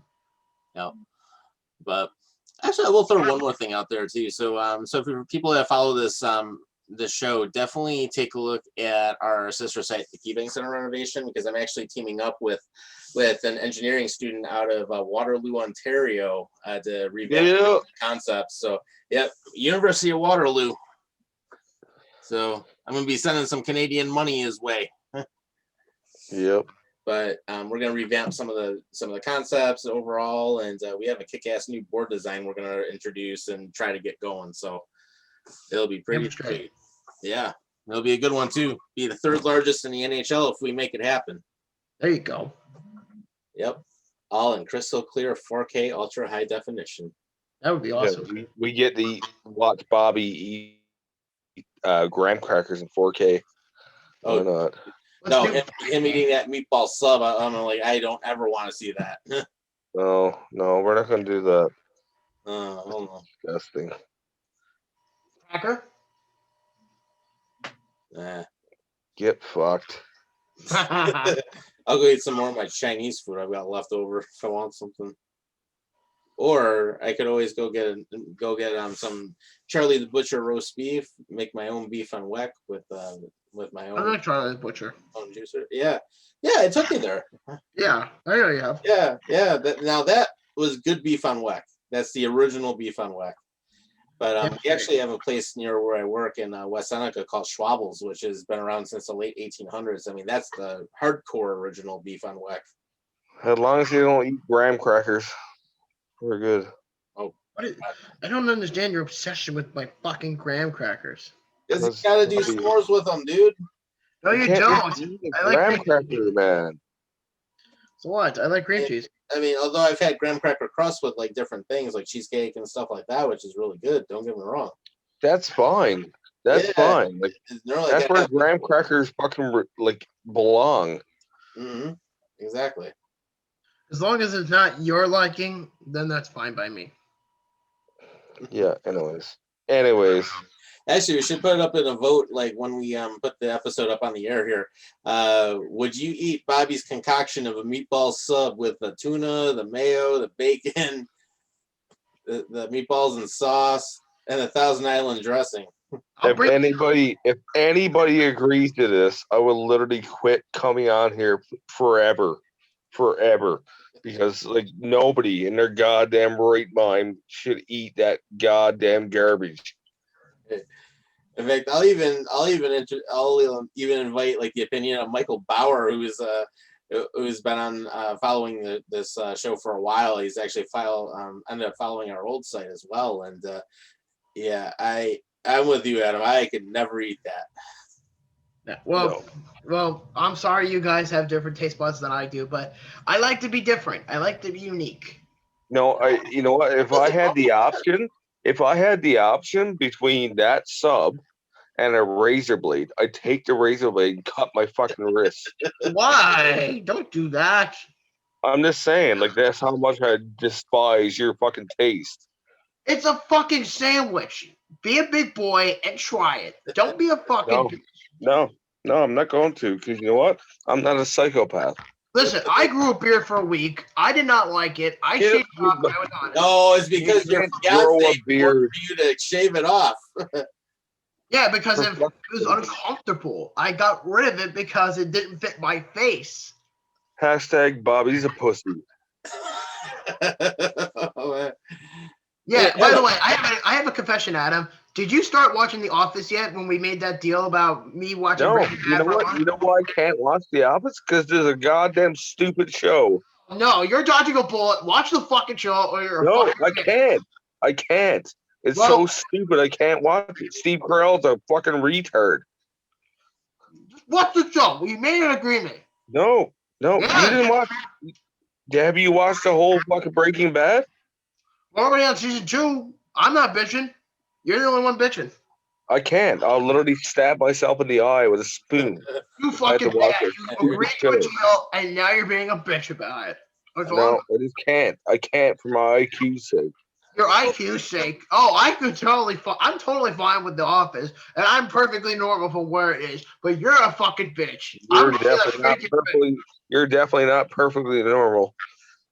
Oh no, I'm eating a fucking graham cracker. Oh god, he's a conspiracy theorist. Wow. No, you're just a psychopath. Tom, would you do a deal like that? Would I do what? If we made a deal, which Adam and I are technically supposed to be doing because he's being a bitch, would you watch The Office, all 9 seasons of the show, while I would be watching Breaking Bad? I've already seen it. See what, The Office? Okay, wait. Tom. Mm-hmm. What's the better show, Breaking Bad or The Office? I mean, I like both in their own ways. I mean, I'm not gonna say that either one of them suck. I mean, No, you're both psychopaths. No, fuck you guys. You're both psychopaths. although actually, it got me kind of wanting to throw in the movie Super Bad now. Super bad. Yeah, how about the Hangover? That's funny. How about Knocked Up? Knocked up. Bobby, it's not even a conversation piece. Shut the fuck up. It's a movie. Seth Rogen and Knocked Up? Are you fucking serious? I'm joking. I like the Hangover better. All right. You have bad taste. We already acquired that. You have bad taste. All right, give me a genre of movies. Let's do this right now, okay? Let's do a genre list of movies. Why? Why? Because you're a bitch. That's why. Because you're a fucking bitch. Let's just put it that way. I All right. literally just finished fucking watching 18 Right. seasons of Hell's Kitchen, which is hilarious. Hell's Kitchen, the Gordon Ramsay show? Oh yeah, bud. You're a fucking donkey. You're a fucking donut. Of course you. I like Gordon Ramsay. I like Hell's Kitchen. Yeah. But anyway, let's try this. Comedy. As a show or a movie? Both. Step Brothers. Okay. Horror. What? Horror. Horror movie? Or show. Texas Chainsaw Massacre. Okay. Ooh, that's a good one. What's another genre? Help me out here. Animation. Fine. We'll throw in animation. I'm gonna say Frozen because my daughter loves it. I watch it 10 times a day. Okay. What's another genre? Actually, another one I'll throw on there for animation is The Lion King. That's a classic. The Lion King, of course. Yeah, Mufasa. Mufasa. Yeah, I have a confession about that. Oh God, here we go. Is it hypocritical that I prefer Scar over Mufasa? And is it also hypocritical? Oh, you son of a bitch! You're dead to me. You're fucking dead to me. I had to come down Long Island and punch you out. I'm actually How glad. how dare he let go of him? How dare him? Well, let me ask you this: did you bitch about Mufasa doing it prior? Because I'm pretty damn sure. No. He could have saved Mufasa, but he stabbed his claws into his paws and he fell. Okay, because Scar got treated like shit when he was younger, and Mufasa. I don't care. The saddest part of that fucking movie is Simba going up to his dad, going, "Dad, Dad," and he's trying to wake him up. Wake up. It's sad. That was tough. That's a depressing scene of life right there. Mm-hmm. Yeah, that is depressing, but it's a movie. I get it. It's Right. one of the darkest. Doesn't matter. He got his revenge on Uncle Scar eventually in the movie, so that was actually good to see him. Basically, when everyone ended up ganging up on Scar and they ended up like killing him alive. That's fine. Timon and Pumbaa are my favorite. Timon and Pumbaa. God, They were good. Timon and Pumbaa are fucking cancer. They are annoying. How are they cancer? They're not. You are fucking. You're a shitty human being. You're literally a shitty human being. What? You're a shitty human being. Yeah. Puma made that movie. Oh my god, that's only why 90% of people watch the movie. Okay, I hate that They song. were two of the best characters in that movie. Mm-mm. Yeah, they No, were. they're not even close. How were they? Oh, not? you're- They you're- provided, like oh the my- most comic relief out of anybody. Well, let's put it this way. I am the one guy in any film industry or video game industry, depending who it is, I always like the villains. They are more interesting than the heroes, and they actually have a motive behind certain things they've committed. Yeah, because you're an absolute psychopath. That's probably why.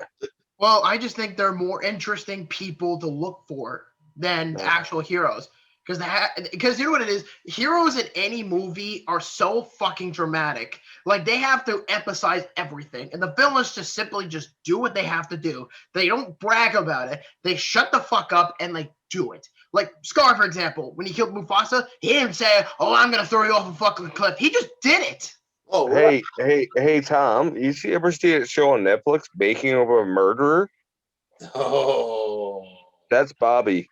yeah. Yeah, I've seen that show before. Yeah, Making yeah. a Murderer. Hey, Adam, you ever hear of a show called The First 48? Yes. Yeah, that's Bobby. Bobby's show. That's a good show too. It is. Yeah. Yeah, Bobby, you know what? I lost a lot of respect for you. You saying that Scar is the hero. No, you can't like Scar. Nobody likes Scar, okay? Well, can I say in another movie like Aladdin, is it bad to say that I like Jafar? He was a homosexual that fucked a monkey. Are you fucking serious? What? What are you talking about? Where did You this show go all of a sudden? no. Where the fuck did you get that? Okay, listen to me, okay? Family Guy makes a reference to Jafar and his monkey or his parrot. Oh, Family Guy, And awesome. yeah, and it's literally a guy shows up to his door and he's like, "Hey, I'm just here for a survey," and he asks him a bunch of questions. Hey, are you gay, homosexual, or both? And he's like, does it matter? Does it matter? And he's like, yeah. He's like, well, yeah. Well, let's go with both. God. You know what you got me thinking of right now from Family Guy? Remember Herbert the Pervert, and then you have Quagmire. That's a guy I don't respect. Quagmire. That's a guy I don't respect. Do you like popsicles? I got lots of popsicles in the basement.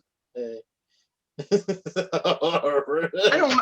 How the hell did God, that old guy is funny. First person to pass out the top PM wins. Still wrapping my head around the fact that you just said fucking Jafar is a pedophile. Seriously, Yeah. I don't know where you got that from. Family Guy. Family Guy. Family Guy is the best reference for anything. Of course, no. South Park is. Well, that too. No. South Park's okay, but like they're not like Family Guy is, relevant like, nowadays. really good, though. Listen, South Park makes gay jokes all the time. Family Guy stopped doing it. No, they didn't. What are you talking about? They're just literally more subtle about it. They're subtle. Right. They're not like South Park, like, hey, flaming faggot. South Park's so like outright with it. That's Family what I Guy- mean. That's exactly what I mean. Is that South Park is not afraid to tackle that situation. Like, look, I respect gay people. I have nothing against gay people, but I'm just saying in general, like when you have a big name company or TV show or any corporation that makes any sort of joke about homosexuality, specifically like Family Guy, and they have to limit their jokes, that's a bad sign because then everybody will get offended by it. Because most No. They're not like hiding it away. They just do it subtly. They hide it away. So stupid people don't get it. well, I can certainly tell you, South Park is not shining away from it. Oh, I'll tell you yeah, that right no, now. like- they'll never shy away from that. No, But, like, that's Bobby, why if you watch Family Guy, like you won't get half the jokes because you're in that category. I used to watch Family Guy all the time. Okay, I'm just saying, you probably missed half the jokes, so you don't get them. It's not funny though. That's the thing. Yeah, because you don't get it. You don't get it. I get the Because jokes. I get the jokes. It's just the show is utter fucking garbage now. Oh my god. I would say Seth MacFarlane, that's probably one of the best shows he's ever created. This Family Guy. I think the best thing he's ever did was making Ted. That's probably the best thing he probably did. No, I think Family Guy was this gem, Now it does it. diamond in the rough. That's how he got started, man. Like it's a show that like he made millions of. I And think of it this way: it got canceled early on, and then everybody wanted it back, and now it's running like however many years later. They're trying to compete with. They're literally trying to compete with The Simpsons for like how many seasons running. That's what I they're trying to do. Yeah, it's clearly. what, season 32 now or something? Mm-hmm. Why don't they just? I have a better idea. Why don't they just stop the show and just make more movies? Stop Family Guy. No, The Simpsons. Oh, they don't. They'll never. It's the longest running animated show in history. Yeah. You'll never stop it. The Started Seth Grunberg is literally never gonna stop. Right. Hell, even Conan O'Brien got his start writing on that show. Yeah, there's so many writers. Yeah. There's so many fucking voice actors that got rich off that show. They'll never stop it. Yeah. Never. Yeah, I mean, Conan, he wrote for that show, I think from like 91 to 95 or something like that. But like a lot of the stuff he had in there, you could tell like what stuff was his. It was just like comedic genius on that. I think there's a lot of comedic geniuses on both sides of both Family Guy and The Simpsons. I mean, I don't watch either one. And plus, when I was younger, I wasn't allowed to watch The Simpsons because there was a lot of adult humor back then. I feel like now The Simpsons has drastically changed their audience because they used to be straight up for adults, and then later on, as the show progressed into the modern era, it's become more of like kid-friendly, teenage-ish, and then some of the nostalgia for the adults. You know what? I can't agree with that because The Simpsons, when I was growing up, was like softcore, and then like South Park was there with like Hitler fucking the devil and shit, and I'm like, well, this is kind of fucked up, but I like it. Right. Like, that's what I mean. South Park was not afraid to tackle those situations because there's no jurisdiction on South Park whatsoever. No. Family Guy. When South Park was the biggest, it didn't matter what you said back in the day. Nobody got offended by everything like nowadays. So when South Park made a reference to Saddam Hussein and fucking devil, It just went straight up at it. nobody gave a fuck. But nowadays you can't say shit because everyone's like, oh, you know, like that hurts my feelings, and Yeah, you have to take it up here. Well, fuck your feelings. Just make the damn joke anyway. Exactly. That's the way it should be. Fuck your feelings. Dude, no, you can't even say that because nowadays you have like one guy I heard the other day tweet it to his friend and said like, you know, kind of a racial slur. Well, that's different. But fuck me, back in the day, like it's comedy, man. It doesn't matter. It's not meant to hurt anybody. But one guy made a racial slur, actually wasn't even a racial slur, and all of a sudden, all of his fucking contractor canceled. He's fucking banned off this, banned off that. Like, it's just embarrassing. Ooh, this is actually interesting. So I just got a friend request from the assistant general manager of the Buffalo Sabres. Did you? Gotta Who is be it? fake. I did. Gotta be fake. Wait, who is it? John Jacobanis. I didn't. Yeah, I thought Sabres check didn't have an that assistant account. GM. Check that account, man. It's gotta be fake. Yeah, exactly. Yeah, you better check that, mate, because that might be fake. Yeah. It definitely is Well, fake. he is definitely friends with Dwayne Stenell. I know that. Oh, fuck Dwayne, dude. Fuck that guy. That's all I'm just gonna say. Fuck him. Whatever. Yeah, it's a very interesting place we live in. But look, if I'm gonna make a joke, I'm gonna say it straight up. I really don't give a fuck what other people think. If they want to call me racist, they'll use the race card for anything. If you want to talk about sex, go right ahead. I don't fucking care. Exactly. That's the way it should be. Well, that's what I'm saying. Like, that's why I prefer South Park over something like The Simpsons or Family Guy, because they limited their jokes. South Park has no jurisdiction whatsoever as far as any sort of empathy, because that's just what Trey Stone and Matt Parker, that's what these guys do. Parker and Stone do. They've been doing it for many, many years. Trey Parker and Matt Stone. Both these guys have been doing South Park now for almost 25 years. So I wouldn't be shocked if they didn't stop the show anytime soon. And there was talk of it to be canceled, but I'm starting to really doubt they will cancel the show. Mm-hmm.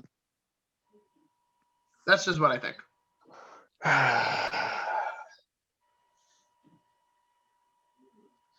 Anybody want anything from Subway? No. No, I'll never eat Subway again. Thanks, though. Subway by my house shut down, so I'm not missing it. Your house shut down. How did that happen? No, it shut down by my house. I had a Subway. 1 mile away. The Subway shut down, Bobby. The Subway. Oh, I thought you said your house got shut down. Like, how the fuck does that have anything to do No, with what I just I said? How would you even think that's possible? A house shuts down. Jesus Christ. Right. Well, unless you're like a germophobic, then I would probably say maybe perhaps you can shut down your house. But right. Unless you're like a freaking hoarder and get your house condemned or something. I don't have a clue how that would work. I mean, I'm just speculating. You said one thing right. You don't have a clue. You said one thing right. Hmm. Oh, yeah, because I totally said it. Doesn't make it right. Doesn't make it wrong either. I guess so. Depends who I talk to. Yeah, like a doctor or psychiatrist, you know. Well, I do go to therapy once a week, so that works for me. Ah, okay. But I do it for other personal reasons. I don't do it for this bullshit claim. Just saying. All right. You do it for the saucy fingers. We understand. Yeah, says the guy with the big nose. And a little bit of a beer deficit, but that's all right. Yeah, his taste buds are pretty much shit too. So My taste buds are pretty shitty. Yeah. Nice fucking job there, big nose. That's all I'm just gonna say. Oh man. Oh God. anyways, Anyways, so I think that's about it. yeah, Yeah. I got nothing else to say. I ran out of insults. Yeah. It was kind of funny. We ended up making it almost 2 hours. Throwing Oh my the God, that's conversation. Yeah, totally worth it. depressing. Your own world, yeah. Yeah, good stuff. But what I'll say, of course, we'll be back next week. And in the meantime, if you have a chance, the virtual premiere of the Fan Connection is going to be Friday. Definitely check it out. It's online, fanconnectionmovie.com. If you didn't have a chance to look at the interview last week, definitely watch it. It's up on our YouTube, so definitely feel free to take a look at that. It's also on our page. Other than that, guys, I would say another fun week, and I will dare anybody, if they actually do try that meatball concoction that Bobby had, at least I'll show send you the recipe, and you could go to a local Subway or whatever it is you like. Yeah, tweet us a pic. Let's see you actually eating that thing, and then we'll probably vomit in our mouths doing that. But that's all good. I'm already thinking about it. Oh my God, nobody's gonna try that. Just shut up and eat it. No, I wouldn't. I wouldn't either. Although, anyway, we'll take you up on that steakhouse thing you were talking about, because that actually sounds really good. The steakhouse with the sushi rolls. Yeah. Oh yeah, dude, That's right. go for it. Mm-hmm. Hear that? Actually, kind of gets me thinking. For Valentine's Day, I should take Des to a steakhouse. I haven't done that in a while. Do whatever you want, mate. I have other plans. No, the one thing I got was like the lamb, beef, and veal. Ooh. And you get it wrapped in sushi, however way you want it, man. It's amazing. Nice. Medium rare, fucking like brisket style. Ooh, Yum. that's good. I was thinking I might want to go for a 6-piece nigiri tomorrow, maybe. Go for some fresh yellowtail, a little bit of Atlantic salmon, maybe a little bit of spicy tuna. Yeah. No, seafood's always a good choice. Yeah. Like I said, you can do whatever you want. Mm-hmm. Bobby, shut up. Shut up. You shut up. As you're sitting there eating your graham cracker, shut the fuck up. Yeah. Just eat your graham cracker and stop talking. Just come up here and talk to me, big guy. Did your mom ever tell you to stop talking with your mouth open? Well, it's a cracker, so she didn't say anything about you putting a dildo in your mouth while you were talking.